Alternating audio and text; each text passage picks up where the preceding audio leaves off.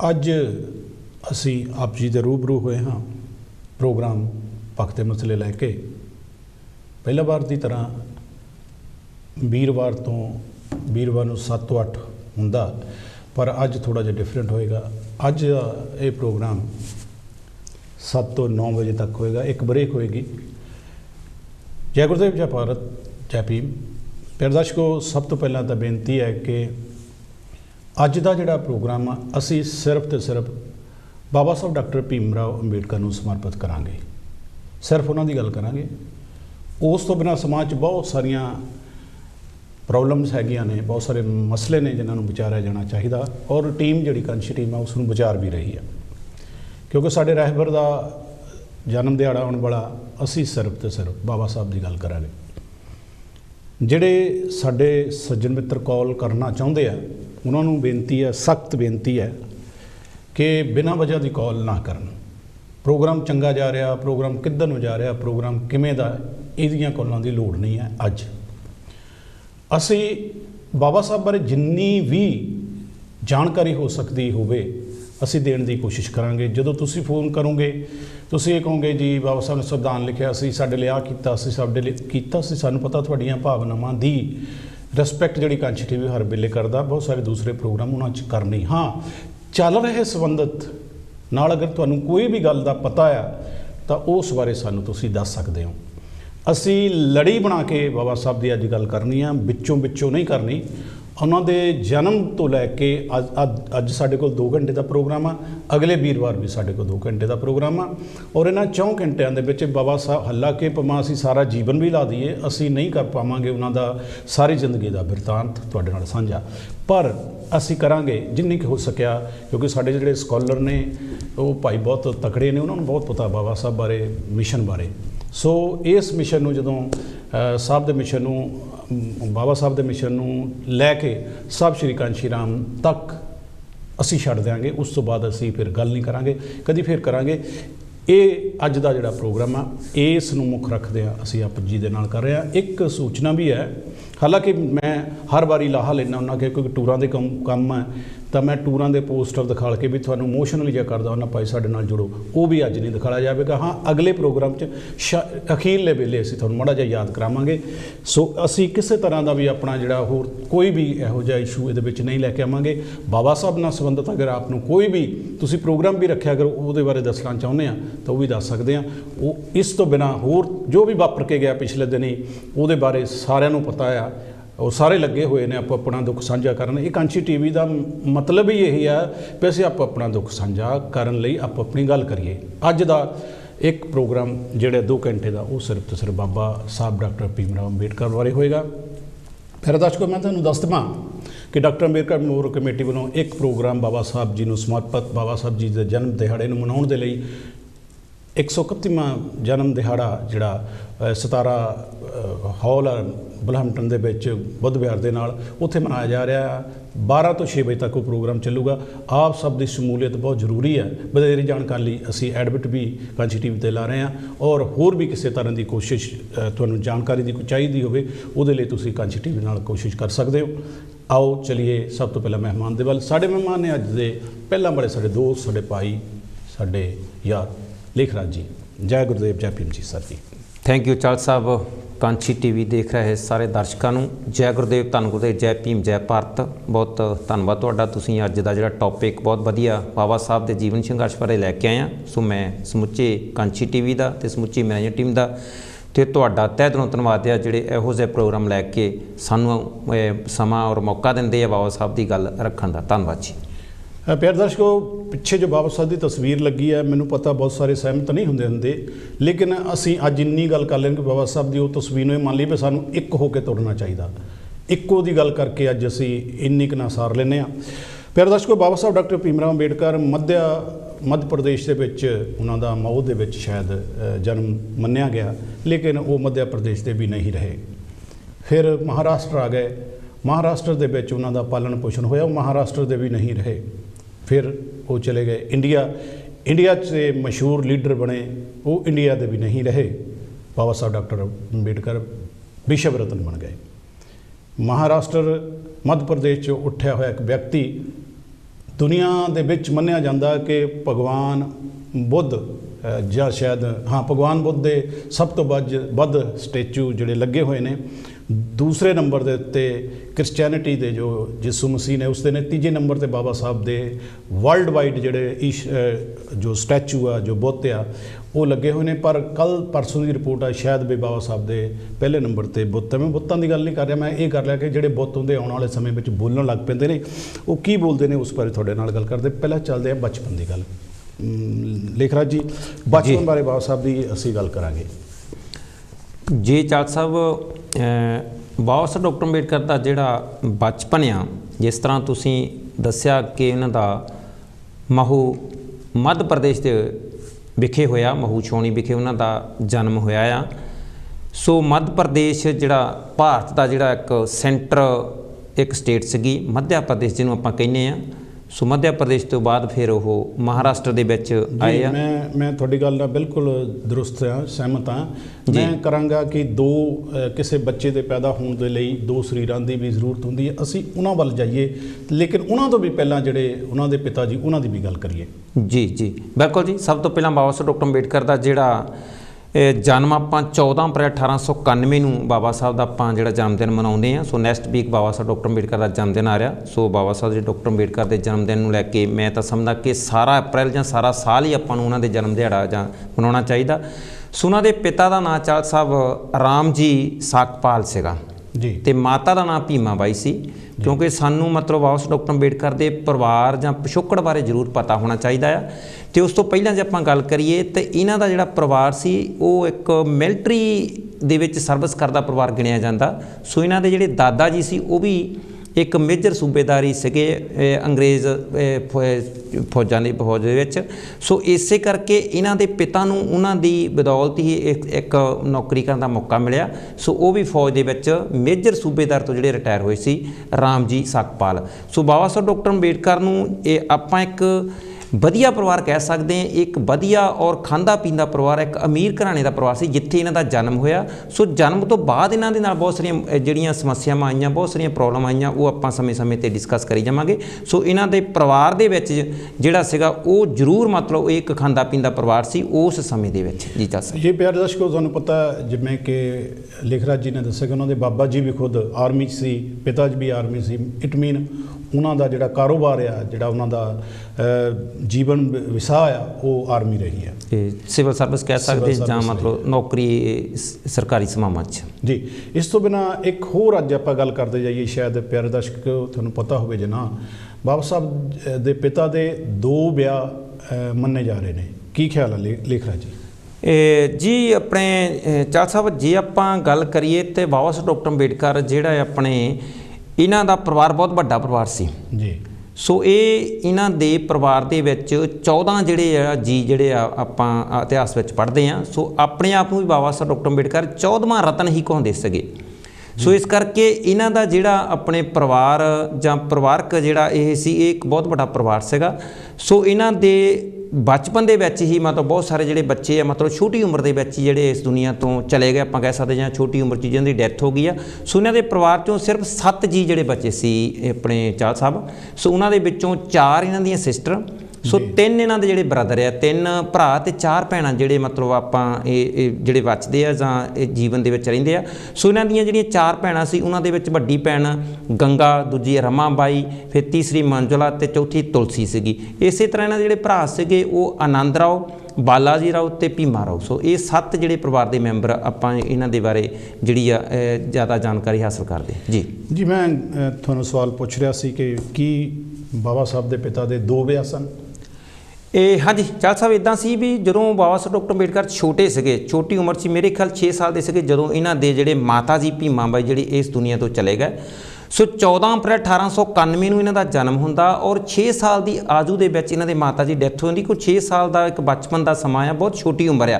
ਸੋ ਛੋਟੀ ਉਮਰ ਦੇ ਵਿੱਚ ਮਾਤਾ ਦਾ ਚਲੇ ਜਾਣਾ ਇੱਕ ਬੱਚੇ ਦੇ ਲਈ ਬਹੁਤ ਅਸਹਿ ਸਦਮਾ ਹੁੰਦਾ ਆ। ਸੋ ਇਹ ਆਪਣੇ ਮਾਤਾ ਜੀ ਨੂੰ ਬਹੁਤ ਪਿਆਰ ਕਰਦੇ ਸੀਗੇ। ਸੋ ਜਦੋਂ ਇਹਨਾਂ ਦੇ ਪਿਤਾ ਜੀ ਨੇ ਦੇਖਿਆ ਕਿ ਬੱਚੇ ਛੋਟੇ, ਉਹਨਾਂ ਦੇ ਪਾਲਣ ਪੋਸ਼ਣ ਦੇ ਲਈ ਉਹਨਾਂ ਨੇ ਦੂਸਰਾ ਵਿਆਹ ਕਰਾਇਆ। ਇਹ ਇਤਿਹਾਸ ਵਿੱਚ ਆਉਂਦਾ ਔਰ ਬਾਬਾ ਸਾਹਿਬ ਡਾਕਟਰ ਅੰਬੇਡਕਰ ਇਸ ਦੂਜੇ ਵਿਆਹ ਨੂੰ ਪਸੰਦ ਨਹੀਂ ਸੀ ਕਰਦੇ। ਸੋ ਇਹ ਨਾਰਮਲ ਲੇਖਰਾਜ ਜੀ ਗੱਲ ਹੈ ਕਿ ਜਦੋਂ ਘਰ ਦੇ ਵਿੱਚ ਇੱਕ ਹੋਰ ਔਰਤ ਆ ਜਾਂਦੀ ਹੈ ਜੀ ਤੇ ਜਿਹੜੇ ਪਹਿਲੇ ਬੱਚੇ ਹੁੰਦੇ ਉਹਨਾਂ ਲਈ ਅਣਸੁਖਾਵਾਂ ਜਿਹਾ ਸਮਾਂ ਹੁੰਦਾ ਜੀ। ਤੁਹਾਨੂੰ ਬਾਬਾ ਸਾਹਿਬ ਦੇ ਛੋਟੇ ਹੁੰਦਿਆਂ ਉਹਨਾਂ ਦੀ ਜਿਹੜੀ ਨਵੀਂ ਅੰਮੀ ਆ ਉਹਦੇ ਨਾਲ ਅਣਸੁਖਾਵਾਂ ਘਟਨਾਵਾਂ ਕਿਹੜੀਆਂ ਕਿਹੜੀਆਂ ਯਾਦ ਆ?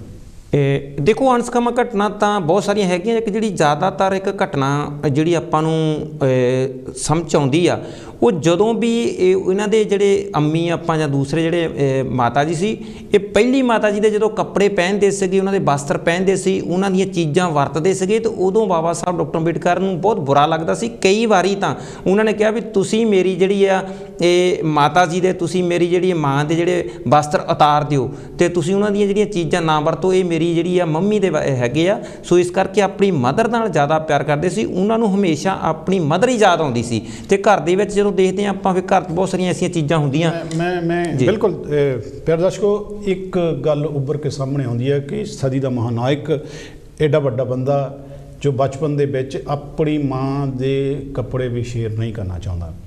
ਖੈਰ ਤਦੇ ਹੀ ਅਸੀਂ ਕਹਿੰਦੇ ਹੁੰਦੇ ਹਾਂ ਕਿ ਬਹੁਤ ਵਾਰੀ ਇਹ ਗੱਲਾਂ ਹੁੰਦੀਆਂ ਕਿ ਜੋ ਵਿਅਕਤੀ ਜਦੋਂ ਪੈਦਾ ਹੁੰਦਾ ਉਹ ਆਪਣੇ ਕਰਮਾਂ ਦੇ ਨਾਲ ਮਹਾਨ ਬਣ ਜਾਂਦਾ, ਲੇਕਿਨ ਅਸੀਂ ਇੱਕ ਵਿਸ਼ਰਾਮ ਲਾ ਦਿੰਦੇ ਹਾਂ ਕਿ ਇਹ ਵਿਅਕਤੀ ਤੋਂ ਬਾਅਦ ਹੋਰ ਕੋਈ ਵਿਅਕਤੀ ਮਹਾਨ ਨਹੀਂ ਬਣ ਸਕਦਾ। ਲੇਕਿਨ ਡਾਕਟਰ ਅੰਬੇਡਕਰ ਇੱਕ ਇਹੋ ਜਿਹੇ ਵਿਅਕਤੀ ਹੋਏ ਨੇ, ਜਾਂ ਬੁੱਧ ਇਹੋ ਜਿਹੇ ਵਿਅਕਤੀ ਹੋਏ ਨੇ, ਜਾਂ ਹੋਰ ਮਹਾਂਪੁਰਸ਼ ਇਹੋ ਜਿਹੇ ਵਿਅਕਤੀ ਹੋਏ ਨੇ ਕਿ ਉਹਨਾਂ ਵਰਗਾ ਮਹਾਨ ਬੰਦਾ ਵੀ ਪੈਦਾ ਹੋ ਸਕਦਾ। ਅਸੀਂ ਬਚਪਨ ਦੀ ਗੱਲ ਕਰਦੇ ਕਰਦੇ ਤੁਹਾਨੂੰ ਦੱਸਦੇ ਜਾਈਏ ਕਿ ਜੇਕਰ ਬਾਬਾ ਸਾਹਿਬ ਦੇ ਅੰਦਰ ਉਵੇਂ ਬੱਚਿਆਂ ਵਾਲੀ ਫੀਲਿੰਗ ਸੀ ਜਿਵੇਂ ਸਾਰਿਆਂ ਦੇ ਹੁੰਦੀ ਹੈ ਕਿ ਮੇਰੀ ਮਾਂ ਦੇ ਕੱਪੜੇ ਤੇ ਦੂਸਰੀ ਔਰਤ ਪਾਵੇ, ਇਸ ਤੋਂ ਬਿਨਾਂ ਵੀ ਕੁਝ ਹੋਰ ਭਾਵਨਾਵਾਂ ਵੀ ਉਹਨਾਂ ਦੇ ਅੰਦਰ ਹੋਣਗੀਆਂ। ਲਿਖਰਾਜ ਜੀ ਬਿਲਕੁਲ ਜੀ, ਬਹੁਤ ਸਾਰੀਆਂ ਹੋਰ ਵੀ ਭਾਵਨਾਵਾਂ ਹੁੰਦੀਆਂ। ਸੋ ਉਹਨਾਂ ਦੀਆਂ ਬਹੁਤ ਸਾਰੀਆਂ ਬਚਪਨ ਦੀਆਂ ਚਾਹ ਸਾਹਿਬ ਹੋਰ ਵੀ ਇਹ ਘਟਨਾਵਾਂ ਹੈਗੀਆਂ ਆ। ਸੋ ਜਿਹੜੀ ਇੱਕ ਘਟਨਾ ਮਤਲਬ ਉਹ ਬਚਪਨ ਦੇ ਵਿੱਚ ਉਹਨਾਂ ਦਾ ਫਿਰ ਜਦੋਂ ਮਾਤਾ ਜੀ ਦਾ ਇਸ ਦੁਨੀਆ ਤੋਂ ਚਲੇ ਜਾਂਦੇ ਤੇ ਪੜ੍ਹਾਈ ਦੇ ਵਿੱਚ ਜੀ ਨਹੀਂ ਸੀ ਲੱਗਦਾ। ਕਿੰਨੇ ਸਾਲਾਂ ਦੇ ਸੀ ਉਸ ਵੇਲੇ? ਇਹ ਉਦੋਂ 6 ਸਾਲ ਦੀ ਉਮਰ ਸੀ ਇਹਨਾਂ ਦੀ। ਤੇ 6 ਸਾਲ ਦੀ ਉਮਰ ਜਦੋਂ ਵੀ ਇਹ ਸਕੂਲ ਤੋਂ ਆਉਂਦੇ ਸੀ ਆਪਣਾ ਬਸਤਾ ਸੁੱਟ ਦਿੰਦੇ ਸੀਗੇ ਘਰ। ਨਾ ਪੜ੍ਹਾਈ 'ਚ ਇਹਨਾਂ ਦਾ ਮਨ ਲੱਗਣਾ, ਨਾ ਕਿਸੇ ਖਾਣ ਪੀਣ ਨੂੰ ਮਤਲਬ ਜੀ ਕਰਨਾ, ਨਾ ਕੋਈ ਪਹਿਨਣ ਨੂੰ ਜੀ ਕਰਨਾ। ਸੋ ਬਹੁਤ ਸਾਰਾ ਮਤਲਬ ਇਹ ਜਿਹੜੇ ਆ ਵੀ ਛੋਟੀਆਂ ਘਟਨਾਵਾਂ ਤੋਂ ਥੋੜ੍ਹੇ ਜਿਹੇ ਅਪਸੈਟ ਸੀਗੇ। ਸੋ ਇਹਨਾਂ ਦੇ ਬਹੁਤ ਵੱਡਾ ਸਦਮਾ ਲੱਗਾ ਇਹਨਾਂ ਦੇ ਜਿਹੜਾ। ਲਿਖਰਾਜ ਜੀ, ਜਿਵੇਂ ਤੁਸੀਂ ਦੱਸਿਆ ਕਿ ਸਕੂਲ ਦੇ ਵਿੱਚ ਸਕੂਲ ਤੋਂ ਆਉਂਦੇ ਆਪਣਾ ਜਿਹੜਾ ਨਾ ਸਕੂਲ ਦੇ ਵਿੱਚ ਉਹਨਾਂ ਦਾ ਮਨ ਲੱਗਦਾ ਸੀ, ਸਕੂਲ ਤੋਂ ਆਉਂਦੇ ਆਪਣਾ ਬਸਤਾ ਸਿੱਟ ਦਿੰਦੇ ਸੀ। ਇਹ ਸਕੂਲ ਦੇ ਬਸਤਾ ਸਿੱਟਣ ਦੀਆਂ ਘਟਨਾਵਾਂ ਤਕਰੀਬਨ ਸਾਡੇ ਨਾਲ ਵੀ ਗੁਜ਼ਰੀਆਂ ਨੇ ਜੀ। ਬਿਲਕੁਲ। ਲੇਕਿਨ ਇੱਕ ਘਟਨਾ ਜਿਹੜੀ ਆ ਉਹ ਮੈਨੂੰ ਯਾਦ ਆ ਰਹੀ ਹੈ ਕਿ ਕਾਰਨ ਕੀ ਰਿਹਾ। ਹਾਲਾਂਕਿ ਆਪਾਂ ਉਹਨਾਂ ਦੇ ਫੈਮਿਲੀ ਵੱਲ ਜਾਣ ਤੋਂ ਪਹਿਲਾਂ, ਉਹਨਾਂ ਦੀ ਘਰ ਨੂੰ ਛੱਡਣ ਤੋਂ ਪਹਿਲਾਂ, ਉਹ ਕਿਹੜੀ ਭਾਵਨਾ ਹੋਏਗੀ ਜਿਹੜੀ ਉਹਨਾਂ ਨੂੰ ਸਕੂਲ ਦੇ ਵਿੱਚ ਤੰਗ ਕਰਦੀ ਸੀ? ਦੇਖੋ ਸਕੂਲ ਦੇ ਵਿੱਚ ਬਹੁਤ ਸਾਰੀਆਂ ਘਟਨਾਵਾਂ ਸੀ ਕਿ ਉਸ ਸਮੇਂ ਦੇ ਵਿੱਚ ਜਿਹੜਾ ਮਤਲਬ ਸਿਸਟਮ ਹੀ ਇੰਨਾ ਸੀਗਾ, ਇੰਨੀ ਜਾਤ ਪਾਤ ਛੂਆ-ਛਾਤ, ਇੱਕ ਨਫ਼ਰਤ ਸੀਗੀ, ਇੱਕ ਬ੍ਰਾਹਮਣੀ ਸਿਸਟਮ ਇੱਕ ਬਣਿਆ ਸੀ, ਵਰਨ ਵਿਵਸਥਾ ਸੀ। ਉਹਨਾਂ ਦੀ ਪਲੱਸ ਮਦਰ ਦਾ ਜਾਣਾ, ਉਹਨਾਂ ਦੀ ਮਦਰ ਦਾ ਜਾਣਾ ਵੀ, ਉਹ ਨਵੀਂ ਮਦਰ ਦਾ ਆਉਣਾ, ਨਵੀਂ ਮਦਰ ਦਾ ਆਉਣਾ, ਇਹ ਵੀ ਮਤਲਬ ਉਹਨਾਂ ਦੇ ਮਨ 'ਤੇ ਇੱਕ ਬਹੁਤ ਵੱਡਾ ਸਦਮਾ ਸੀਗਾ। ਸੋ ਇਹਨਾਂ ਸਾਰੀਆਂ ਹਾਲਤਾਂ ਦੇ ਵਿੱਚੋਂ ਗੁਜ਼ਰਦਿਆਂ ਬਾਬਾ ਸਾਹਿਬ ਨੇ ਕਈ ਵਾਰੀ ਘਰ ਛੱਡਣ ਦਾ ਵੀ ਮਨ ਬਣਾ ਲਿਆ ਸੀ। ਮੈਂ ਆ ਰਿਹਾ ਸੀ ਉਸ ਪਾਸੇ ਜਦੋਂ ਇੱਕ ਬੱਚਾ ਪਰੇਸ਼ਾਨ ਹੋ ਜਾਂਦਾ, ਤੰਗ ਹੋ ਜਾਂਦਾ, ਘਰ 'ਚੋਂ ਉਹਦਾ ਮਨ ਨਹੀਂ ਲੱਗਦਾ, ਮਾਤਾ ਚਲੇ ਗਈ ਜੀ, ਨਵੀਂ ਆ ਗਈ, ਨਵੀਂ ਹਮੇਸ਼ਾ ਹੀ ਇੱਕ ਬੜੀ ਕਹਾਵਤ ਬੜੀ ਮਸ਼ਹੂਰ ਹੈ ਕਿ ਇੱਕ ਔਰਤ ਆਪਣੇ ਮਾਂ ਨੂੰ ਪੇ ਨੂੰ ਦੱਸਦੀ ਆ ਕਿ ਬੱਚਾ ਦੱਸਦਾ ਕਿ ਇਹ ਮਾਂ ਜਿਹੜੀ ਆ ਬਹੁਤ ਚੰਗੀ ਆ, ਸੱਚ ਬੋਲਦੀ ਆ ਜੀ। ਉਹਨੂੰ ਕਿਹਾ ਵੀ ਕਿਉਂ? ਕਹਿੰਦਾ ਜਿਹੜੀ ਮੇਰੀ ਪਹਿਲੀ ਮਾਂ ਸੀ ਜਦੋਂ ਮੈਨੂੰ ਕਹਿੰਦੀ ਸੀ ਮੈਂ ਤੈਨੂੰ ਕੁੱਟਣਾ ਹੈ, ਮੈਂ ਤੈਨੂੰ ਰੋਟੀ ਨਹੀਂ ਦੇਣੀ, ਤੇ ਉਹ ਸੱਚੀ ਨਹੀਂ ਸੀ ਦਿੰਦੀ ਹੁੰਦੀ, ਉਹ ਦਿੰਦੀ ਹੁੰਦੀ ਸੀ। ਪਰ ਆਹ ਜਿਹੜੀ ਮਾਂ ਆ ਇਹ ਮੈਨੂੰ ਕਹਿੰਦੀ ਮੈਂ ਤੈਨੂੰ ਕੁੱਟਣਾ ਆ, ਮੈਂ ਤੈਨੂੰ ਰੋਟੀ ਨਹੀਂ ਦੇਣੀ, ਤੇ ਇਹ ਸੱਚੀ ਇੱਦਾਂ ਕਰਦੀ, ਇਹ ਸੱਚ ਬੋਲਦੀ ਹੈ। ਖੈਰ ਇਹ ਘਟਨਾ ਬਾਬਾ ਸਾਹਿਬ ਨਾਲ ਨਹੀਂ ਵਾਪਰੀ ਹੋਏਗੀ। ਵੈਸੇ ਮੈਂ ਗੱਲ ਕਰਦਾ ਕਿ ਸ਼ਾਇਦ ਲਿਖਰਾ ਜੀ ਤੁਸੀਂ ਸਮਝਦੇ ਇਹੋ ਜਿਹੀਆਂ ਘਟਨਾਵਾਂ ਇੱਕ ਬਗਾਨੀ ਔਰਤ ਦਾ ਆਉਣਾ ਜਾਂ ਕੀ ਉਹਨਾਂ ਦੇ ਮਨ ਸੀ ਜਿਹੜਾ ਬਚਪਨ ਦੇ ਵਿੱਚ ਇਹਨੇ ਅਪਸੈਟ ਸੀ? ਨਹੀਂ ਦੇਖੋ ਮਤਲਬ ਇੱਦਾਂ ਸੀ ਵੀ ਬਚਪਨ ਦੇ ਵਿੱਚ ਅਪਸੈਟ ਚਾਹ ਸਾਹਿਬ ਇੱਕ ਨਹੀਂ ਕਈ ਕਾਰਨ ਸੀ ਉਹਨਾਂ ਦੇ ਅਪਸੈਟ ਹੋਣ ਦੇ। ਸੋ ਇਹ ਜ਼ਰੂਰ ਇੱਕ ਛੋਟੀ ਜਿਹੀ ਆਪਾਂ ਘਟਨਾ ਜਿਹੜੀ ਆ ਆਮ ਤੌਰ 'ਤੇ ਉਹਨਾਂ ਦੇ ਜੀਵਨ ਦੇ ਵਿੱਚ ਪੜ੍ਹਦੇ ਹਾਂ ਵੀ ਇਹ ਜਿਹੜੀ ਆ ਮਤਲਬ ਆਪਣੀ ਜਿਹੜੀ ਆ ਸੈਕੰਡ ਮਦਰ ਸੀ ਉਹਨੂੰ ਇੱਦਾਂ ਸੀ ਵੀ ਕਈ ਵਾਰੀ ਹੁੰਦਾ ਹੈ ਕਿ ਬੱਚਿਆਂ ਦੀ ਭਾਵਨਾਵਾਂ ਜਿਹੜੀਆਂ ਆਪਣੀ ਮਾਂ ਦੇ ਨਾਲ ਜੁੜੀਆਂ ਹੁੰਦੀਆਂ ਤੇ ਦੂਸਰੇ ਨਾਲ ਐਡਜਸਟ ਕਰਨਾ ਔਖਾ ਹੋ ਜਾਂਦਾ। ਇਸ ਭਾਵਨਾ ਨੂੰ ਬਾਹਰ ਕੱਢਣ ਤੋਂ ਪਹਿਲਾਂ ਵੀ ਉਹਨਾਂ ਨੇ ਅਗਲਾ ਕਦਮ ਕੀ ਚੁੱਕਿਆ? ਹਾਲਾਂਕਿ ਸਾਰੇ ਮਹਾਂਪੁਰਸ਼ਾਂ ਦੇ ਨਾਲ ਇਹ ਗੱਲ ਜੁੜੀ ਹੋਈ ਆ ਵੀ ਉਹਨਾਂ ਨੇ ਕਿਤੇ ਨਾ ਕਿਤੇ ਸਮਾਜ ਤੋਂ ਵੱਧ ਕੇ ਸਮਾਜ ਦੇ ਵਿਰੋਧ ਦੇ ਵਿੱਚ ਉਹ ਕੰਮ ਕੀਤਾ ਜਿਹੜਾ ਨਹੀਂ ਕਰਨਾ ਚਾਹੀਦਾ, ਉਹਦੇ ਤੇ ਉਹਨੇ। ਪਰ ਜਦੋਂ ਇਹ 6ਵੀਂ ਕਲਾਸ 6 ਸਾਲ ਦੀ ਉਮਰ ਸੀ, ਪਹਿਲੀ ਕਲਾਸ ਦੇ ਸਨ, ਇਹਨਾਂ ਦੇ ਬਾਕੀ ਭਰਾ ਜਿਹੜੇ ਸੀ ਉਹ ਕੀ ਕਰਦੇ ਸੀ? ਕੀ ਉਹ ਵੀ ਪੜ੍ਹਦੇ ਸੀ ਜਾਂ ਉਹ ਕਿਉਂਕਿ ਉਹ ਤਾਂ ਏਜ 'ਚ ਵੱਡੇ ਹੋਣਗੇ? ਇਹ ਦੇਖੋ ਚਾਲ ਸਾਹਿਬ, ਜਿਹੜੇ ਬਾਬਾ ਸਾਹਿਬ ਦੇ ਪਿਤਾ ਰਾਮ ਜੀ ਸਾਕਪਾਲ ਆ, ਆਪਾਂ ਜਿਹਨਾਂ ਨੂੰ ਰਾਮ ਜੀ ਅੰਬੇਡਕਰ ਕਹਿੰਦੇ ਆ, ਸੋ ਰਾਮ ਜੀ ਜਿਹੜੇ ਇੱਕ ਇਹਨਾਂ ਦੇ ਪਿਤਾ ਸੂਬੇਦਾਰ ਮੇਜਰ ਰਹੇ, ਉਹਨਾਂ ਨੂੰ ਇੱਕ ਪੜ੍ਹਾਈ ਦੀ ਅਹਿਮੀਅਤ ਦਾ ਪਤਾ ਸੀ, ਪੜ੍ਹਾਈ ਦੀ ਅਹਿਮੀਅਤ ਦਾ ਪਤਾ ਸੀ। ਔਰ ਉਹ ਸਰਵ ਦੇ ਦੌਰਾਨ ਮੇਰੇ ਖਿਆਲ ਕਿ ਸਿਰਫ 5 ਰੁਪਏ ਉਹਨਾਂ ਦੀ ਤਨਖਾਹ ਸੀ ਪਰ ਮੰਥ, ਅਤੇ 5 ਰੁਪਏ ਦੀ ਤਨਖਾਹ ਦੇ ਵਿੱਚ ਵੀ ਪਰਿਵਾਰ ਦਾ ਪਾਲਣ ਪੋਸ਼ਣ ਵੀ ਕਰਦੇ ਸੀ ਔਰ ਪੜ੍ਹਾਉਂਦੇ ਵੀ ਸੀਗੇ। ਉਹਨਾਂ ਦੀ ਕੋਸ਼ਿਸ਼ ਸੀਗੀ ਵੀ ਮੇਰੇ ਬੱਚੇ ਸਾਰੇ ਪੜ੍ਹਨ। ਜਦੋਂ ਵੀ ਕਿਤੇ ਕੋਈ ਉਹ ਜਾਂਦੇ ਸੀ, ਇਹਨਾਂ ਲਈ ਪੜ੍ਹਨ ਵਾਸਤੇ ਜਿਹੜੀਆਂ ਕਿਤਾਬਾਂ ਲੈ ਕੇ ਆਉਂਦੇ ਸੀਗੇ। ਖਾਸ ਕਰਕੇ ਬਾਬਾ ਸਾਹਿਬ ਡਾਕਟਰ ਅੰਬੇਡਕਰ ਨੂੰ ਉਹ ਬਹੁਤ ਜ਼ਿਆਦਾ ਪੜ੍ਹਾਉਣਾ ਚਾਹੁੰਦੇ ਸੀ, ਕਿਉਂਕਿ ਇਹ ਬਚਪਨ ਦੇ ਵਿੱਚ ਹੀ ਤੇਜ਼ ਬੁੱਧੀ ਦੇ ਮਾਲਕ ਸੀਗੇ, ਅਤੇ ਇਹਨਾਂ ਦੀ ਪਿਕਅਪ ਜਾਂ ਸਮਝ ਜਾਂ ਇਹਨਾਂ ਦਾ ਬਾਕੀਆਂ ਨੂੰ ਡਿਫਰੈਂਟ ਸੀ ਬਾਕੀ ਸਾਰਿਆਂ ਪਰਿਵਾਰ ਨਾਲੋਂ। ਸੋ ਇਸ ਕਰਕੇ ਇੱਕ ਜਿਹੜੀ ਛੋਟੀ ਜਿਹੀ ਘਟਨਾ ਹੈ, ਆਪਾਂ ਉਹਦਾ ਵੀ ਜ਼ਿਕਰ ਕਰਾਂਗੇ ਅੱਗੇ ਜਾ ਕੇ, ਜਾਂ ਵੀ ਜਦੋਂ ਵੀ ਇਹਨਾਂ ਨੇ ਆਪਣੇ ਘਰ ਛੱਡਣ ਦਾ ਵੀ ਮਨ ਬਣਾ ਲਿਆ ਸੀਗਾ ਇਸ ਸਾਰੀਆਂ ਹਾਲਾਤਾਂ ਤੋਂ, ਅਤੇ ਘਰ ਛੱਡਣ ਲਈ ਵੀ ਮਜਬੂਰ ਹੋ ਗਏ ਸੀਗੇ ਜੀ। ਬਾਬਾ ਸਾਹਿਬ ਦੇ ਪੈਦਾ ਹੋਣ ਦੀ ਗੱਲ, ਬੰਬੇ ਆਉਣ ਦੀ ਗੱਲ, ਔਰ ਹੁਣ ਅਸੀਂ ਥੋੜ੍ਹਾ ਜਿਹਾ ਅੱਗੇ ਵਧੀਏ, ਕਿਉਂਕਿ ਬਾਬਾ ਸਾਹਿਬ 6 ਸਾਲਾਂ 'ਚ ਪਰੇਸ਼ਾਨ ਹੋਣ ਦਾ ਅਗਲਾ ਸੱਟਾ ਕੀ ਹੋਇਆ ਕਿ ਸੁਣ 'ਚ ਆਇਆ ਕਿ ਉਹਨਾਂ ਨੇ ਛੋਟੇ ਹੁੰਦਿਆਂ ਕੋਈ ਚੋਰੀ ਵੀ ਕੀਤੀ। ਤੁਹਾਡਾ ਕੀ ਖਿਆਲ ਹੈ? ਦੇਖੋ ਚਾਲ ਸਾਹਿਬ, ਜਿਹੜਾ ਚੋਰੀ ਦਾ ਸ਼ਬਦ ਆ, ਮਤਲਬ ਇਹ ਥੋੜ੍ਹਾ ਜਿਹਾ ਕਈ ਵਾਰੀ ਗਲੇ ਨਹੀਂ ਉਤਰਦਾ, ਮਤਲਬ ਥੋੜ੍ਹਾ ਜਿਹਾ ਬੁਰਾ ਲੱਗਦਾ ਆ ਵੀ ਹੋ ਸਕਦਾ ਮਤਲਬ ਇਹ ਚੋਰੀ ਕੋਈ ਵੱਡੀ ਚੋਰੀ ਕੀਤੀ ਹੋਊਗੀ, ਉਹ ਐਸੀ ਕਿਹੜੀ ਚੋਰੀ ਆ ਵੀ ਜਿਹੜੀ ਮਤਲਬ ਬੁਰੀ ਲੱਗਦੀ ਆ ਸਾਨੂੰ। ਪਰ ਮੈਂ ਸਮਝਦਾ ਵੀ ਇੱਕ ਚੋਰੀ ਨਹੀਂ ਸੀਗੀ। ਬਾਬਾ ਸਾਹਿਬ ਡਾਕਟਰ ਅੰਬੇਡਕਰ ਇਹ ਕਾਫੀ ਦਿਨਾਂ ਤੋਂ ਮੇਰੇ ਖਿਆਲ ਵੀ ਉਹਨਾਂ ਦੇ ਭੂਆ ਜੀ ਵੀ ਇਹਨਾਂ ਦੇ ਕੋਲ ਰਹਿੰਦੇ ਸੀਗੇ। ਸੋ ਭੂਆ ਜਾਂ ਤਾਈ ਜੀ ਮਤਲਬ ਦੱਸਦੇ, ਵੈਸੇ ਭੂਆ ਉਹਨਾਂ ਦੇ, ਕਿਉਂਕਿ ਇਹਨਾਂ ਦੇ ਭੂਆ ਵੀ ਇਹਨਾਂ ਦੇ ਕੋਲ ਸੀ ਬਹੁਤ ਸਾਰੇ ਬਚਪਨ ਦੇ ਵਿੱਚ। ਭੂਆ ਇਹਨਾਂ ਦੇ ਬਾਲ ਵੀ ਕੱਢਦੀ ਸੀ, ਰੋਟੀ ਪਾਣੀ ਦਾ ਵੀ ਕੰਮ ਕਰਦੀ, ਪਾਲਣ ਪੋਸ਼ਣ ਵੀ ਕਰਦੀ ਸੀ, ਕੱਪੜੇ ਜਿਹੜੇ ਬਸ ਦਾ ਸਾਰਾ ਕੰਮ ਇਹਨਾਂ ਦੇ ਭੂਆ ਜੀ ਕਰਦੇ। ਸੋ ਉਹਨਾਂ ਦੇ ਲੱਕ ਦੇ ਨਾਲ ਇੱਕ ਇਹ ਜੇ ਆਪਾਂ ਕਹਿ ਸਕੀਏ ਤਾਂ ਇੱਕ ਗੀਸਾ ਹੁੰਦਾ ਸੀ ਜਾਂ ਇੱਕ ਬਟੂਆ ਬੰਨਿਆ ਹੁੰਦਾ ਸੀ, ਇੱਕ ਪਰਸ ਹੁੰਦਾ ਸੀਗਾ, ਅਤੇ ਇੱਕ ਹਫ਼ਤੇ ਤੋਂ ਲਗਾਤਾਰ ਉਹ ਤਾੜਦੇ ਰਹੇ ਵੀ ਇਸ ਪਰਸ ਦੇ ਵਿੱਚੋਂ ਮੈਂ ਕੁਝ ਪੈਸੇ ਚੁਰਾਵਾਂ, ਪੈਸੇ ਚੁਰਾ ਕੇ ਉਹਦੇ ਨਾਲ ਮੈਂ ਬੰਬੇ ਚਲੇ ਜਾਵਾਂ, ਬੰਬੇ ਜਾ ਕੇ ਮੈਂ ਕੋਈ ਇਹ ਕੰਮ ਕਰ ਲਵਾਂ ਜਾਂ ਘਰ ਛੱਡ ਦੇਵਾਂ ਜਾਂ ਕੋਈ ਲੇਬਰ ਕਰ ਲਵਾਂ ਜਾਂ ਕਿਤੇ ਮਤਲਬ ਛੋਟੀ ਮੋਟੀ ਹੋਰ ਕੋਈ ਕਾਰੋਬਾਰ ਆਪਣਾ ਦੇਖ ਲਵਾਂ। ਸੋ 6-7 ਸਾਲ ਦੀ ਉਮਰ ਦੇ ਵਿੱਚ ਜਾਂ 9 ਸਾਲ ਦੀ ਉਮਰ ਦੇ ਵਿੱਚ ਕੋਈ ਬੱਚਾ ਇੱਦਾਂ ਦੀ ਪਲਾਨ ਕਰਦਾ। ਸੋ ਇੱਕ ਹਫ਼ਤਾ ਚਾਲ ਸਾਹਿਬ ਲਗਾਤਾਰ ਟਰਾਈ ਕਰਨ ਦੇ ਬਾਵਜੂਦ ਇੱਕ ਰਾਤ ਉਹਨਾਂ ਦੇ ਸੌਣ ਤੋਂ ਬਾਅਦ ਭੂਆ ਦੇ ਉਹਨਾਂ ਨੇ ਜਿਹੜਾ ਉਹਦਾ ਪਰਸ ਚੁਰਾਇਆ ਜੀ। ਸੋ ਜਿਹੜਾ ਗੀਸੇ ਦੇ ਵਿੱਚੋਂ ਕੁਝ ਕੱਪੜੇ ਦੇ ਵਿੱਚ ਬੰਨੇ ਕੁਝ ਪੈਸੇ ਜਿਹੜੇ ਚੁਰਾਏ ਆ, ਅਤੇ ਜਦੋਂ ਉਹ ਖੋਲ੍ਹ ਕੇ ਦੇਖਦੇ ਤਾਂ ਸਿਰਫ ਅੱਧਾ ਆਨਾ ਨਿਕਲਦਾ। ਸੋ ਅੱਧਾ ਆਨੇ ਦੇ ਨਾਲ ਤਾਂ ਬੰਬੇ ਦੀ ਟਿਕਟ ਵੀ ਨਹੀਂ ਆਉਂਦੀ। ਸੋ ਇਹ ਇੱਕ ਛੋਟੀ ਜਿਹੀ ਚੋਰੀ ਆ, ਪਰ ਉਹਦੇ ਪਿੱਛੇ ਇੱਕ ਬਹੁਤ ਵੱਡਾ ਰਹੱਸ ਛੁਪਿਆ ਆ। ਸੋ ਉਸ ਅੱਧੇ ਆਨੇ ਨੂੰ ਦੇਖ ਕੇ ਬਾਬਾ ਸਾਹਿਬ ਇੰਨੇ ਪਛਤਾਉਂਦੇ ਆ, ਇੰਨੇ ਪਰੇਸ਼ਾਨ ਹੁੰਦੇ, ਇੰਨੇ ਰੋਂਦੇ ਆ ਵੀ ਜਿਸ ਚੀਜ਼ ਦੇ ਲਈ ਮੈਂ ਇੱਕ ਹਫ਼ਤਾ ਪਲਾਨ ਕਰਦਾ ਰਿਹਾ, ਜਿਸ ਚੀਜ਼ ਨੂੰ ਚੁਰਾਉਣ ਦੇ ਲਈ ਮੈਂ ਕਿਹਾ ਪਤਾ ਨਹੀਂ ਕਿਲੋ 10-20-50 ਰੁਪਏ ਹੋਣਗੇ, ਜਿਹੜੀ ਮੇਰੀ 6 ਮਹੀਨੇ ਸਾਲ ਦਾ ਰੋਟੀ ਪਾਣੀ ਦਾ ਖਰਚਾ ਚੱਲ ਜਾਊਗਾ, ਅਤੇ ਮੈਂ ਘਰ ਛੱਡ ਕੇ ਕਿਤੇ ਹੋਰ ਰਹਿ ਲਾਂਗਾ। ਸੋ ਉੱਥੋਂ ਉਹਨਾਂ ਨੇ ਮਨ ਫਿਰ ਦੁਬਾਰਾ ਆਪਣਾ ਪੜ੍ਹਾਈ ਲਈ ਬਣਾਇਆ। ਸੋ ਦੁਬਾਰਾ ਫਿਰ ਇਸ ਘਟਨਾ ਤੋਂ ਬਾਅਦ ਉਹਨਾਂ ਨੇ ਰੈਗੂਲਰ ਪੜ੍ਹਾਈ ਸ਼ੁਰੂ ਕੀਤੀ।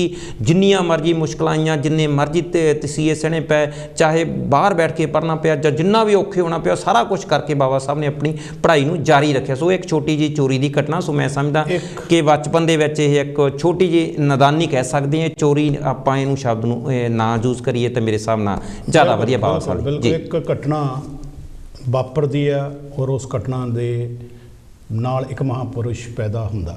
ਪਰ ਦਰਸ਼ਕੋ, ਮੈਂ ਕੱਲ੍ਹ ਪਰਸੋਂ ਜੋ ਇਮਰਾਨ ਖਾਨ ਦੀ ਸਰਕਾਰ ਦੀ ਪ੍ਰੋਬਲਮ ਚੱਲ ਰਹੀ ਸੀ, ਮੈਂ ਬੇਟੀ ਨੂੰ ਲੈ ਕੇ ਆ ਰਿਹਾ ਸੀ, ਤਾਂ ਟੇਪ ਜਿਹੜੇ YouTube 'ਤੇ ਲਾਇਆ ਸੀ, ਜਿਹੜੀਆਂ ਸਾਡੀਆਂ ਖਬਰਾਂ ਇੰਡੀਆ ਦੀਆਂ ਹੁੰਦੀਆਂ, ਜਿਹਨੂੰ ਅਸੀਂ ਗੋਦੀ ਮੀਡੀਆ ਵੀ ਕਹਿ ਦਿੰਦੇ ਹਾਂ, ਉਹਦੇ ਵਿੱਚ ਇਮਰਾਨ ਖਾਨ ਜਦੋਂ ਭਾਸ਼ਣ ਦੇ ਕੇ ਹਟਦਾ ਤਾਂ ਉਹਦੇ ਵਿੱਚ ਉਹ ਕਹਿੰਦਾ ਕਿ ਮੈਂ ਆਖਰੀ ਗੇਂਦ ਤੱਕ ਖੇਲਾਂਗਾ। ਉਸ ਤੋਂ ਬਾਅਦ ਬੰਦ ਹੋ ਜਾਂਦਾ। ਤਾਂ ਜਿਹੜੇ ਸਾਡੇ ਰਿਪੋਰਟਰ ਆ ਉਹ ਸ਼ੁਰੂ ਉੱਚੀ ਉੱਚੀ ਕਹਿਣਾ, ਜਿਹੜੀ ਹੈ ਹੀ ਇੱਕ ਲੜਕੀ ਬਹੁਤ ਜ਼ਿਆਦਾ ਉੱਚੀ ਉੱਚੀ, ਇਮਰਾਨ ਖਾਨ ਨੇ ਕਿਹਾ ਹੁਣ ਮੈਂ ਆਖਰੀ ਗੇਂਦ ਤੱਕ ਖੇਲਾਂਗਾ, ਜੇ ਕਰਾਂ। ਮੇਰੀ ਬੇਟੀ ਕਹਿੰਦੀ ਵੀ ਰੌਲਾ ਕਾਹਤੇ ਪਾਉਂਦੀ ਹੈ, ਛੋਟ ਕਿਉਂ ਕਰਦੀ ਹੈ। ਮੈਨੂੰ ਇਹ ਲੱਗਦਾ ਸੀ ਵੀ ਹੁਣ ਮੈਨੂੰ ਇਹ ਕਹਿਣਾ ਚਾਹੀਦਾ ਸੀ ਬਾਬਾ ਸਾਹਿਬ ਨੇ ਆਪਣੀ ਪੜ੍ਹਾਈ ਦਾ ਫੈਸਲਾ ਲੈ ਲਿਆ, ਫੈਸਲਾ ਲੈ ਲਿਆ, ਇੱਦਾਂ ਕਰਨਾ ਚਾਹੀਦਾ। ਜੀ ਹੱਸਣ ਖੇਡਣ ਮਨ ਕਾ ਚਾਹੋ, ਤੁਸੀਂ ਬੋਰ ਨਾ ਹੋ, ਨਾਲ ਅਸੀਂ ਇੱਦਾਂ ਦੀਆਂ ਗੱਲਾਂ ਵੀ ਤੁਹਾਡੇ ਨਾਲ ਕਰਦੇ ਜਾਈਏ। ਮੈਂ ਹੁਣ ਫਿਰ ਆ ਗਿਆ ਉਸ ਗੱਲ 'ਤੇ ਕਿ ਬਾਬਾ ਸਾਹਿਬ ਦੀ ਜ਼ਿੰਦਗੀ ਦਾ ਮੋੜ ਇਸ ਗੱਲ ਤੋਂ ਆਇਆ ਕਿ ਉਹਨਾਂ ਨੇ ਥੋੜ੍ਹੇ ਜਿਹੇ ਪੈਸੇ ਇਕੱਠੇ ਕੀਤੇ ਜਾਂ ਚੁਰਾਏ ਜਾਂ ਕੁਛ ਵੀ, ਚਲੀਏ ਜਾਈਏ ਘਰ ਛੱਡ ਦਈਏ। ਹੁਣ ਬਾਬਾ ਸਾਹਿਬ ਨੇ ਐਜੂਕੇਸ਼ਨ 'ਚ ਕਦਮ ਰੱਖ ਲਿਆ। ਬਾਬਾ ਸਾਹਿਬ ਨੇ ਉਸ ਥਾਂ 'ਤੇ ਕਦਮ ਰੱਖ ਲਿਆ ਜਿੱਥੇ ਉਹਨਾਂ ਨੇ ਗਾਂਹ ਜਾ ਕੇ ਲਿਖਿਆ ਕਿ ਵਿੱਦਿਆ ਜਾਣੀ ਪੜ੍ਹਾਈ ਕਿਹੋ ਜਿਹੀ ਸ਼ੇਰਨੀ ਹੈ शेर नहीं जो ਇਹਦਾ ਦੁੱਧ ਪੀਏਗਾ ਉਹ ਦਿਹਾੜੇਗਾ। बिल्कुल जी। ਔਰ ਜਿਨ੍ਹਾਂ ਨੇ ਵੀ ਇਸ ਪੜ੍ਹਾਈ ਦਾ ਦੁੱਧ ਪੀਤਾ ਉਹ ਹਰ ਜਗ੍ਹਾ ਦਿਹਾੜੇ ਨੇ, ਚਾਹੇ ਉਹ ਇੰਗਲੈਂਡ ਹੋਵੇ ਤੇ ਚਾਹੇ ਉਹ ਅਮਰੀਕਾ ਹੋਵੇ। ਚੱਲਦੇ ਹਾਂ ਬਾਬਾ ਸਾਹਿਬ ਨੂੰ ਥੋੜ੍ਹਾ ਜਿਹਾ ਵੱਡਾ ਕਰੀਏ। ਉਹਨਾਂ ਦੀ ਪੜ੍ਹਾਈ ਦਾ ਤੁਸੀਂ ਸਕੂਲੀ ਪ੍ਰਾਇਮਰੀ ਸਕੂਲ ਦੇ ਨਾਲ ਸੰਬੰਧਿਤ ਕਿਹੜੀ ਗੱਲ ਤੁਹਾਨੂੰ ਅੱਜ ਯਾਦ ਆ ਰਹੀ ਹੈ?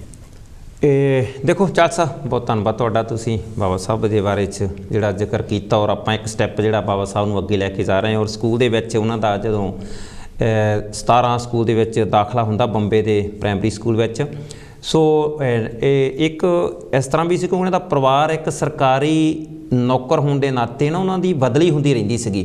कई उन्होंने मतलब स्कूल बदल शहर बदलने पे, कई पिंड बदलने पे, कई थां उन्होंने अपनी सर्विस की। उस सर्विस के दौरान भी वो फिर परिवार नूं भी नाल लै जांदे सी। सो ये महू छौणी तो फिर शिफ्ट हो गए सीगे महाराष्ट्र के 17 पिंड विच। ते 17 पिंड च इन्हां दी प्राइमरी जिहड़ी पूरी हुंदी है। सो उदों स्कूल दे विच चाल साहब ये बहुत सारिया घटनावां हैगियां। सो अपने कोल समय की ज़्यादा सीमा ना होने करके सो जिहड़ी घटना मेन है भी एक तां देखो बाबा साहब नूं स्कूल तो बाहर बैठ के पढ़ना पैंदा सी जी। स्कूल तो बाहर बैठ के पढ़ना पैंदा सी ते अपना जिहड़ा टाट लैके जाना पैंदा सीगा जी। सो दूसरी जिहड़ी घटना आ भी एक जदों भी स्कूल का जिहड़ा पीएन सीगा पानी पीएन पिलाउंदा सीगा जी।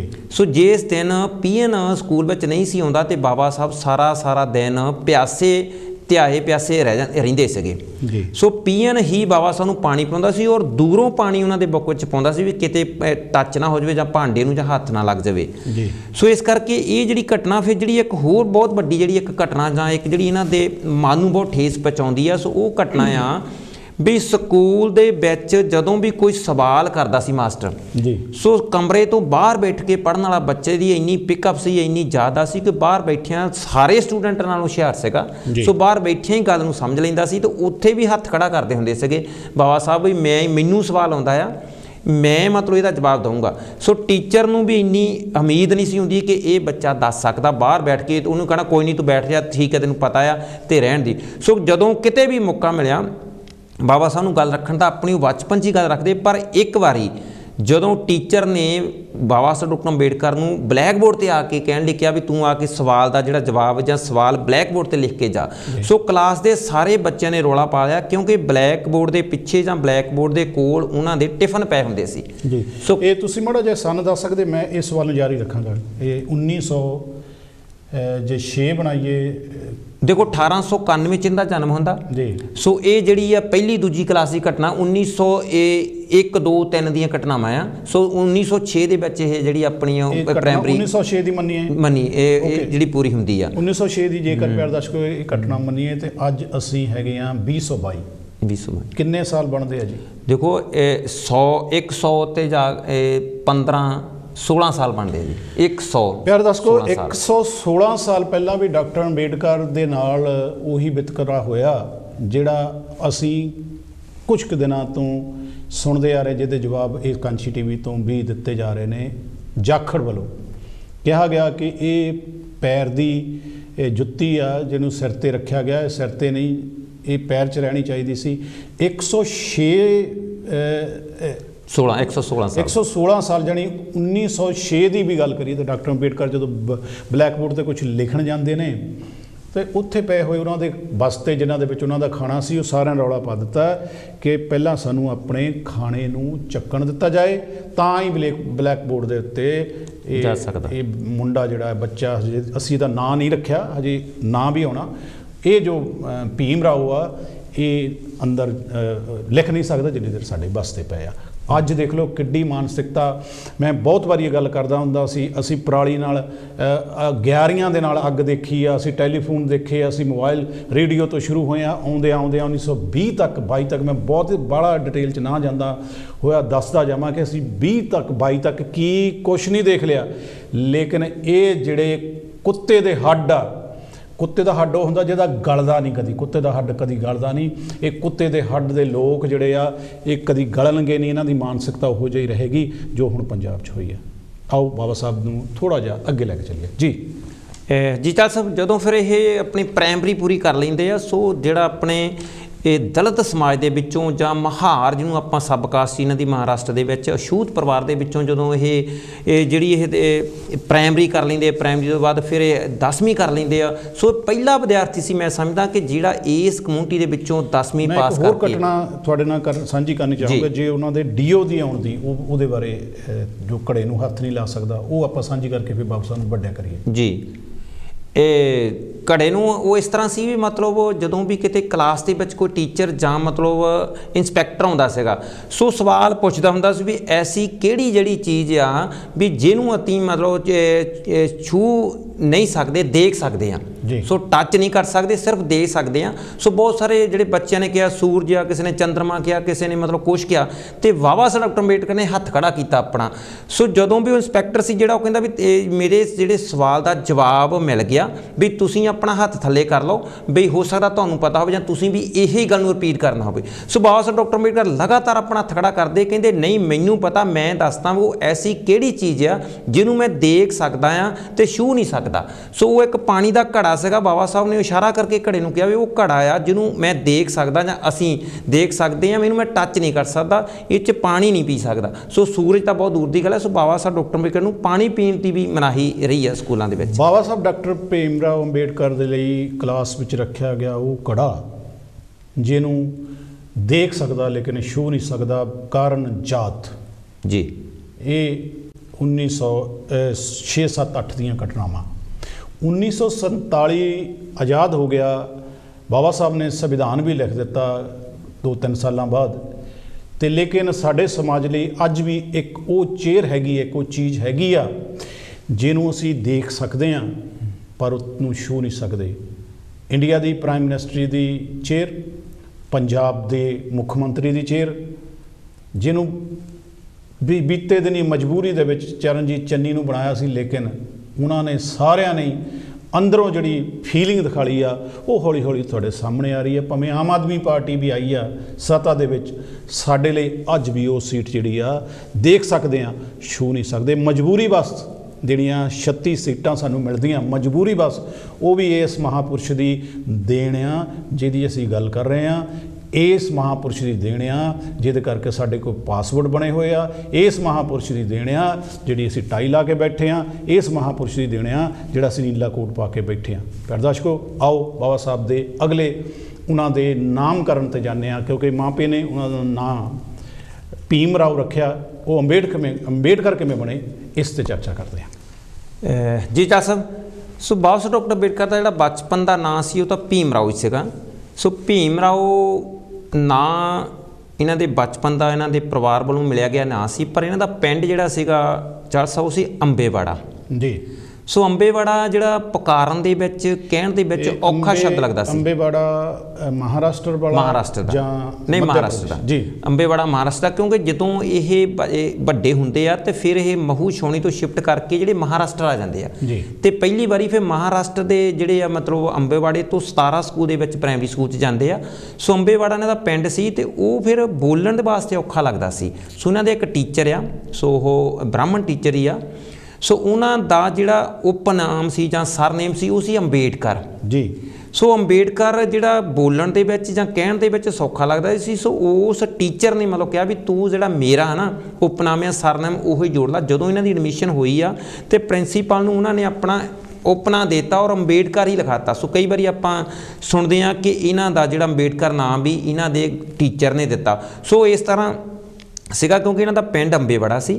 ਅੰਬੇਵਾੜਾ ਬੋਲਣ ਦੇ ਵਿੱਚ ਔਖਾ ਸੀ ਤਾਂ ਅੰਬੇਵਾੜਾ ਤੋਂ ਅੰਬੇਡਕਰ ਬਣਿਆ ਤੇ ਅੰਬੇਡਕਰ ਆਲਰੇਡੀ ਉਪਨਾਮ ਸੀ। ਸੋ ਇਸ ਕਰਕੇ ਅੰਬੇਡਕਰ ਦੇ ਨਾਂ ਨਾਲ ਮਸ਼ਹੂਰ ਹੋਏ। ਅੱਜ ਆਪਾਂ ਇਹਨਾਂ ਨੂੰ ਡਾਕਟਰ BR ਅੰਬੇਡਕਰ, ਭੀਮ ਰਾਓ ਅੰਬੇਡਕਰ ਹੀ ਕਹਿੰਦੇ ਆ। ਸੋ ਇਸ ਕਰਕੇ ਇਹਨਾਂ ਦਾ ਨਾਂ ਜਿਹੜਾ ਅੰਬੇਡਕਰ ਇਸ ਤਰੀਕੇ ਨਾਲ ਪਿਆ। ਜਿਨ੍ਹਾਂ ਤੋਂ ਉਹਨਾਂ ਦਾ ਨਾਮ ਪਿਆ ਜੀ, ਉਹਨਾਂ ਦੀ ਬਾਬਾ ਸਾਹਿਬ ਨੂੰ ਕੀ ਦੇਣ ਸੀ, ਹੋਰ ਕੀ ਦੇਣ ਸੀ ਉਹਨਾਂ ਪ੍ਰਤੀ, ਉਹਨਾਂ ਦੀਆਂ ਗਤੀਵਿਧੀਆਂ ਕੀ ਸੀ? ਦੇਖੋ ਇੱਦਾਂ ਆ ਵੀ ਸਿਸਟਮ ਦੇ ਵਿੱਚ ਸਾਰੇ ਲੋਕ ਮਾੜੇ ਨਹੀਂ ਹੁੰਦੇ। ਸੋ ਕੁਝ ਲੋਕ ਚੰਗੇ ਵੀ ਹੁੰਦੇ ਆ। ਸੋ ਇਹ ਇੱਕ ਚੰਗਾ ਅਧਿਆਪਕ ਸੀ ਇਹਨਾਂ ਦਾ ਜਿਹੜਾ ਬ੍ਰਾਹਮਣ ਸੀਗਾ, ਤੇ ਜਿਹਨੂੰ ਮਤਲਬ ਕਈ ਵਾਰੀ ਇੱਥੋਂ ਤੱਕ ਵੀ ਸੀ ਚਾਲ ਸਾਹਿਬ ਵੀ ਇਹ ਬ੍ਰਾਹਮਣ ਟੀਚਰ ਜਿਹੜੇ ਸੀਗੇ ਆਪਣੇ ਘਰੋਂ ਇਹਨਾਂ ਲਈ ਖਾਣਾ ਵੀ ਲੈ ਕੇ ਆਉਂਦੇ ਸੀ। ਸੋ ਆਪਣੀ ਰੋਟੀ ਦੇ ਵਿੱਚੋਂ ਬਾਬਾ ਸਾਹਿਬ ਡਾਕਟਰ ਅੰਬੇਡਕਰ ਨੂੰ ਖਾਣ ਵਾਸਤੇ ਖਾਣਾ ਔਰ ਰੋਟੀ ਵੀ ਦੇ ਦਿੰਦੇ ਸੀਗੇ। ਸੋ ਕਈ ਵਾਰੀ ਬਾਬਾ ਸਾਹਿਬ ਡਾਕਟਰ ਅੰਬੇਡਕਰ ਇਹਨਾਂ ਦੀ ਸਿਫਤ ਕਰਦੇ ਆ ਵੀ ਇਹਨਾਂ ਨੇ ਮੈਨੂੰ ਐਪਰੀਸ਼ੀਏਟ ਕੀਤਾ, ਮੈਨੂੰ ਥੋੜ੍ਹਾ ਜਿਹਾ ਕੋਆਪਰੇਟ ਕੀਤਾ ਆ ਬਾਕੀ ਲੋਕਾਂ ਨਾਲੋਂ। ਸੋ ਕਈ ਵਾਰੀ ਉਹ ਨਾਲ ਬਿਠਾ ਕੇ ਆਪਣੇ ਆਪ ਇਹਨਾਂ ਨੂੰ ਖਾਣਾ ਵੀ ਖਿਲਾ ਲੈਂਦੇ ਸੀ। ਸੋ ਇਸ ਟੀਚਰ ਦੀ ਜ਼ਰੂਰ ਇੱਕ ਮਹਾਨਤਾ ਆ। ਪਿਆਰੇ ਦਰਸ਼ਕੋ, ਸਾਡੇ ਕੋਲ 20 ਮਿੰਟ ਪਏ ਨੇ ਔਰ ਅਸੀਂ ਹਜੇ ਬਾਬਾ ਸਾਹਿਬ ਦੇ ਬਚਪਨ ਤੋਂ ਲੈ ਕੇ ਉਹਨਾਂ ਦੀ 10ਵੀਂ ਕਲਾਸ ਤੱਕ ਪਹੁੰਚੇ ਹਾਂ ਜੀ। ਔਰ ਸਾਡੇ ਕੋਲ 4 ਘੰਟੇ ਨੇ, ਯਾਨੀ 2 ਅੱਜ ਤੇ 2 ਅਗਲੀ ਵੀਕੇ। ਇਹਨਾਂ 4 ਘੰਟਿਆਂ 'ਚ ਅਸੀਂ ਬਾਬਾ ਸਾਹਿਬ ਜੀ ਦਾ ਜੀਵਨ ਜਿਹੜਾ ਡਿਸਕਸ ਕਰਨਾ ਹੈ। ਤੁਹਾਡੇ ਕੋਲ ਵੀ 20 ਮਿੰਟ ਨੇ। ਬਾਬਾ ਸਾਹਿਬ ਦੇ ਬਚਪਨ ਨਾਲ ਸੰਬੰਧਿਤ ਅਗਰ ਕੋਈ ਵੀ ਤੁਹਾਨੂੰ ਗੱਲ ਯਾਦ ਆਉਂਦੀ ਹੈ, ਕੋਈ ਵੀ ਲੱਗਦਾ ਤੁਹਾਡੇ ਕੋਲ ਜ਼ਿਆਦਾ ਗੱਲ ਹੈ ਵੀ ਦਰਸ਼ਕ ਵੀ ਸੁਣ ਲੈਣ ਜਿਹੜੀ ਤੁਹਾਨੂੰ ਪਤਾ ਹੋਵੇ, ਤਾਂ ਤੁਸੀਂ ਨਿਰਸੰਦੇਹ ਕਾਲ ਕਰ ਸਕਦੇ ਆ। ਤੁਹਾਡੇ ਕੋਲ 20 ਮਿੰਟ ਹੈ। ਹਮ ਗੱਲ ਕਰ ਰਹੇ ਸੀ ਕਿ ਬਾਬਾ ਸਾਹਿਬ ਦਾ ਨਾਂ ਜਿਹੜਾ ਆ ਅੰਬੇਡਕਰ, ਜੇਕਰ ਮੈਂ ਕਿਸੇ ਹੋਰ ਵਿਰਤੀ ਨਾਲ ਸੁਣਦਾ ਜਾਂ ਮੈਂ ਕਿਸੇ ਹੋਰ ਐਂਗਲ ਨਾਲ ਦੇਖਦਾ, ਜੇ ਜੱਖੂ ਸਾਹਿਬ ਜੀ ਇਹ ਨਾ ਦੱਸਦੇ ਕਿ ਉਹਨਾਂ ਲਈ ਰੋਟੀ ਵੀ ਲੈ ਕੇ ਆਉਂਦੇ ਸੀ, ਤਾਂ ਮੈਂ ਸਮਝਦਾ ਕਿ ਜੇ ਨਾ ਲੈ ਕੇ ਆਉਂਦੇ ਹੁੰਦੇ ਜਾਂ ਇਹ ਮੈਨੂੰ ਨਾ ਪਤਾ ਹੁੰਦਾ ਤਾਂ ਮੇਰਾ ਐਂਗਲ ਇਹ ਹੁੰਦਾ, ਤੇ ਮੈਂ ਸਮਝਦਾ ਕਿ ਇੱਕ ਬ੍ਰਾਹਮਣ ਨੇ ਜਾਣ ਬੁੱਝ ਕੇ ਬਾਬਾ ਸਾਹਿਬ ਦਾ ਨਾਮ ਵੀ ਅੰਬੇਡਕਰ ਸਾਡੇ ਕੋਲ ਰਖਾ ਕੇ ਆਪਣਾ ਨਾਮਕਰਨ ਕਰ ਲਿਆ। ਪਰ ਉਹ ਉਹਨਾਂ ਦੇ ਨਾਲ ਉਹਨਾਂ ਦੀ ਹੈਲਪ ਕਰਦੇ ਸੀ, ਉਹਨਾਂ ਦੀ ਰੋਟੀ ਲੈ ਕੇ ਆਉਂਦੇ ਸੀ। ਅਸੀਂ ਲੋਕ ਜੋ ਇੱਥੇ ਇਸ ਵੇਲੇ ਬੈਠੇ ਹੋਏ ਹਾਂ, ਅਸੀਂ ਕਦੇ ਵੀ ਕਾਸਟਿਜ਼ਮ ਦੇ ਵਿੱਚ ਬਲੀਵ ਨਹੀਂ ਰੱਖਦੇ। ਜਿਹੜਾ ਵਿਅਕਤੀ ਕਿਸੇ ਵੀ ਫੀਲਡ ਦੇ ਵਿੱਚ ਅੱਛਾ ਕੰਮ ਕਰਦਾ, ਅਸੀਂ ਉਹਦੀ ਸੋਭਾ ਕਰਦੇ ਹਾਂ। ਜੇਕਰ ਉਹਨਾਂ ਦੇ ਨਾਂ 'ਤੇ ਅੰਬੇਵਾੜਾ ਨਾਂ ਕਹਿਣ ਕਰਕੇ ਉਸ ਪੰਡਤ ਦੇ ਨਾਂ 'ਤੇ ਇਹ ਅੰਬੇਡਕਰ ਨਾਂ ਰੱਖਿਆ ਗਿਆ ਤਾਂ ਬਹੁਤ ਵਧੀਆ ਗੱਲ ਹੈ, ਕਿਉਂਕਿ ਉਹਨਾਂ ਨੇ ਉਹਨਾਂ ਦੀ ਹੈਲਪ ਕੀਤੀ ਆ। ਜੋ ਵੀ ਹੋਇਆ ਉਸ ਵੇਲੇ ਅਸੀਂ ਇਹਨੂੰ ਨਖਿੱਧ ਸ਼ਬਦਾਂ 'ਚ ਨਹੀਂ ਲੈ ਕੇ ਜਾਵਾਂਗੇ। ਇਸ ਤੋਂ ਪਹਿਲਾਂ ਮਦਨ ਮੋਹਨ ਰਾਓ, ਜਦੋਂ ਦੇਸ਼ ਦੀ ਆਜ਼ਾਦੀ ਦੀ ਗੱਲ ਚੱਲ ਰਹੀ ਸੀ, ਜਦੋਂ ਸਤੀ ਪ੍ਰਥਾ ਦੀ ਗੱਲ ਚੱਲ ਰਹੀ ਸੀ, ਗੋਰੇ ਚਾਹੁੰਦੇ ਸੀ, ਅੰਗਰੇਜ਼ ਚਾਹੁੰਦੇ ਸੀ ਕਿ ਸਤੀ ਪ੍ਰਥਾ ਬੰਦ ਹੋਏ, ਲੇਕਿਨ ਉਹਨਾਂ ਦੀ ਸਭ ਤੋਂ ਵੱਡੀ ਜਿਹੜੀ ਮੁਹਿੰਮ ਦੇ ਵਿੱਚ ਸਾਥ ਦੇਣ ਵਾਲਾ ਮਦਨ ਮੋਹਨ ਰਾਓ, ਉਸਨੇ ਪਹਿਲ ਕੀਤੀ ਸੀ। ਹਿੰਦੂ ਪਰਿਵਾਰ 'ਚ ਬ੍ਰਾਹਮਣ ਪਰਿਵਾਰ 'ਚੋਂ ਸੀ ਅਤੇ ਸਾਰੇ ਬ੍ਰਾਹਮਣ ਪਰਿਵਾਰ ਨੇ ਉਹਦਾ ਬਾਈਕਾਟ ਕੀਤਾ ਵੀ ਤੂੰ ਕੌਣ ਹੁੰਦਾ ਸਤੀ ਪ੍ਰਥਾ ਖਤਮ ਕਰਨ ਵਾਲਾ। ਸੋ ਅਸੀਂ ਉਹਨਾਂ ਮਹਾਨ ਲੋਕਾਂ ਨੂੰ, ਉਹਨਾਂ ਚੰਗੇ ਲੋਕਾਂ ਨੂੰ, ਕਿਸੇ ਵੀ ਕਾਸਟ ਵਿੱਚ ਪੈਦਾ ਹੋਏ ਹੋਣ, ਅਸੀਂ ਉਹਨਾਂ ਨੂੰ ਯਾਦ ਕਰਾਂਗੇ। ਭਾਵੇਂ ਉਹ ਆਉਣ ਵਾਲੇ ਸਮੇਂ ਦੇ ਵਿੱਚ ਜਿਹੜੇ ਉਹਨਾਂ ਪਰਿਵਾਰਾਂ ਨੇ ਸਾਡਾ ਵਿਰੋਧ ਕੀਤਾ ਹੋਵੇ।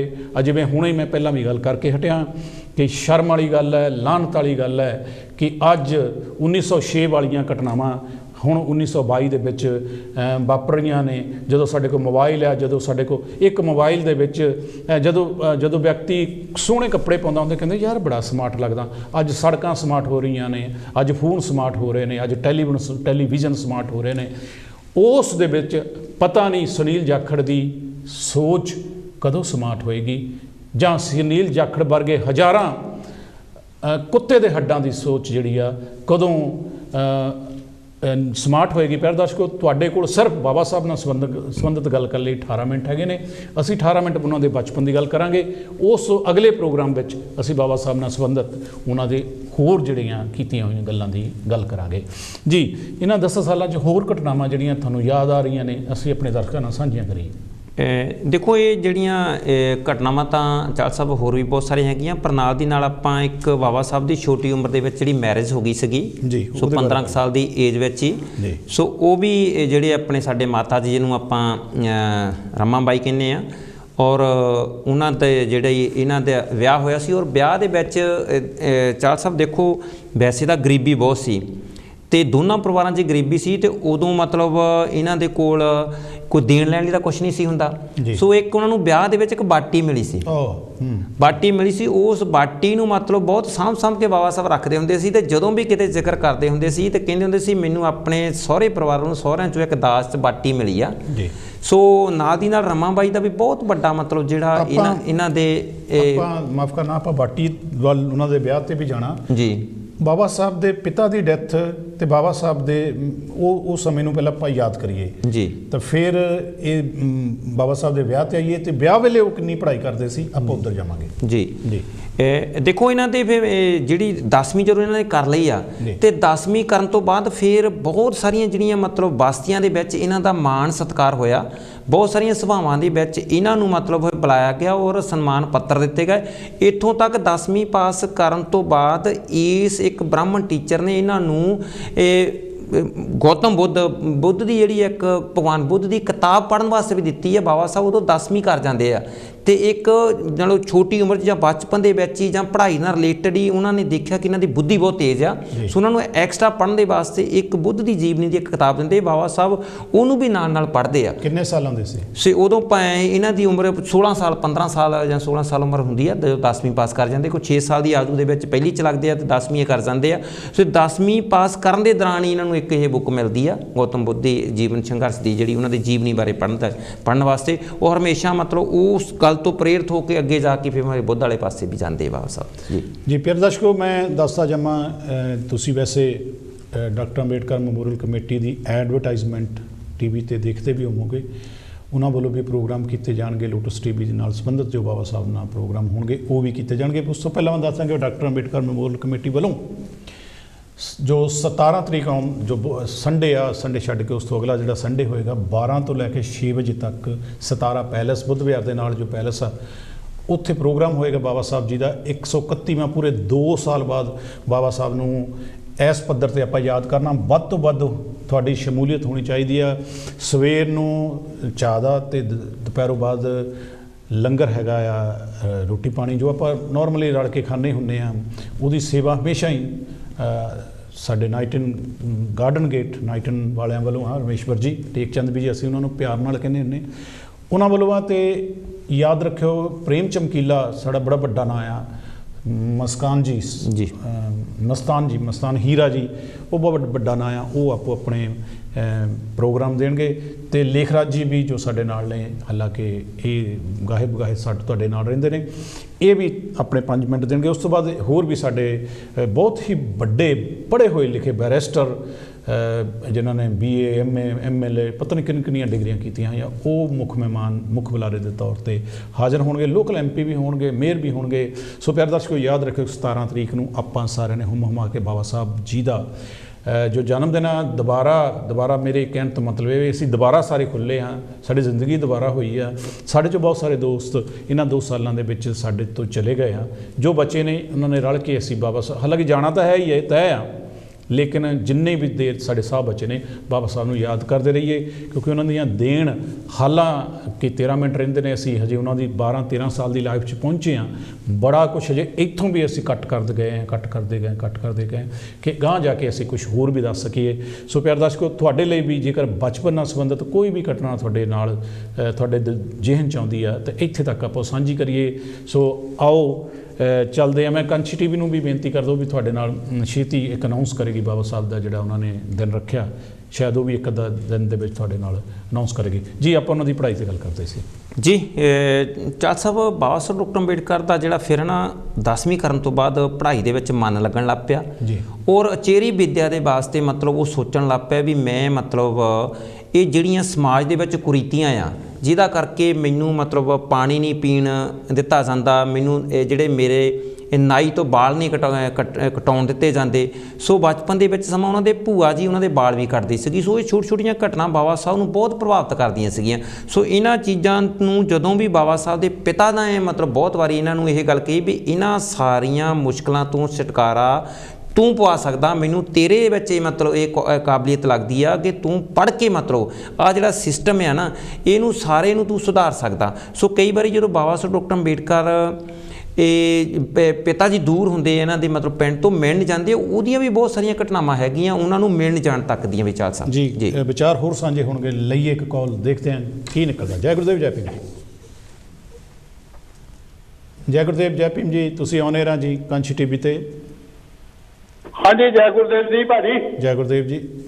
ਹਾਂਜੀ, ਮੈਂ ਇਟਲੀ ਤੋਂ ਅਵਤਾਰ ਬੋਲਦਾ ਜੀ। ਜੀ ਅਵਤਾਰ ਜੀ।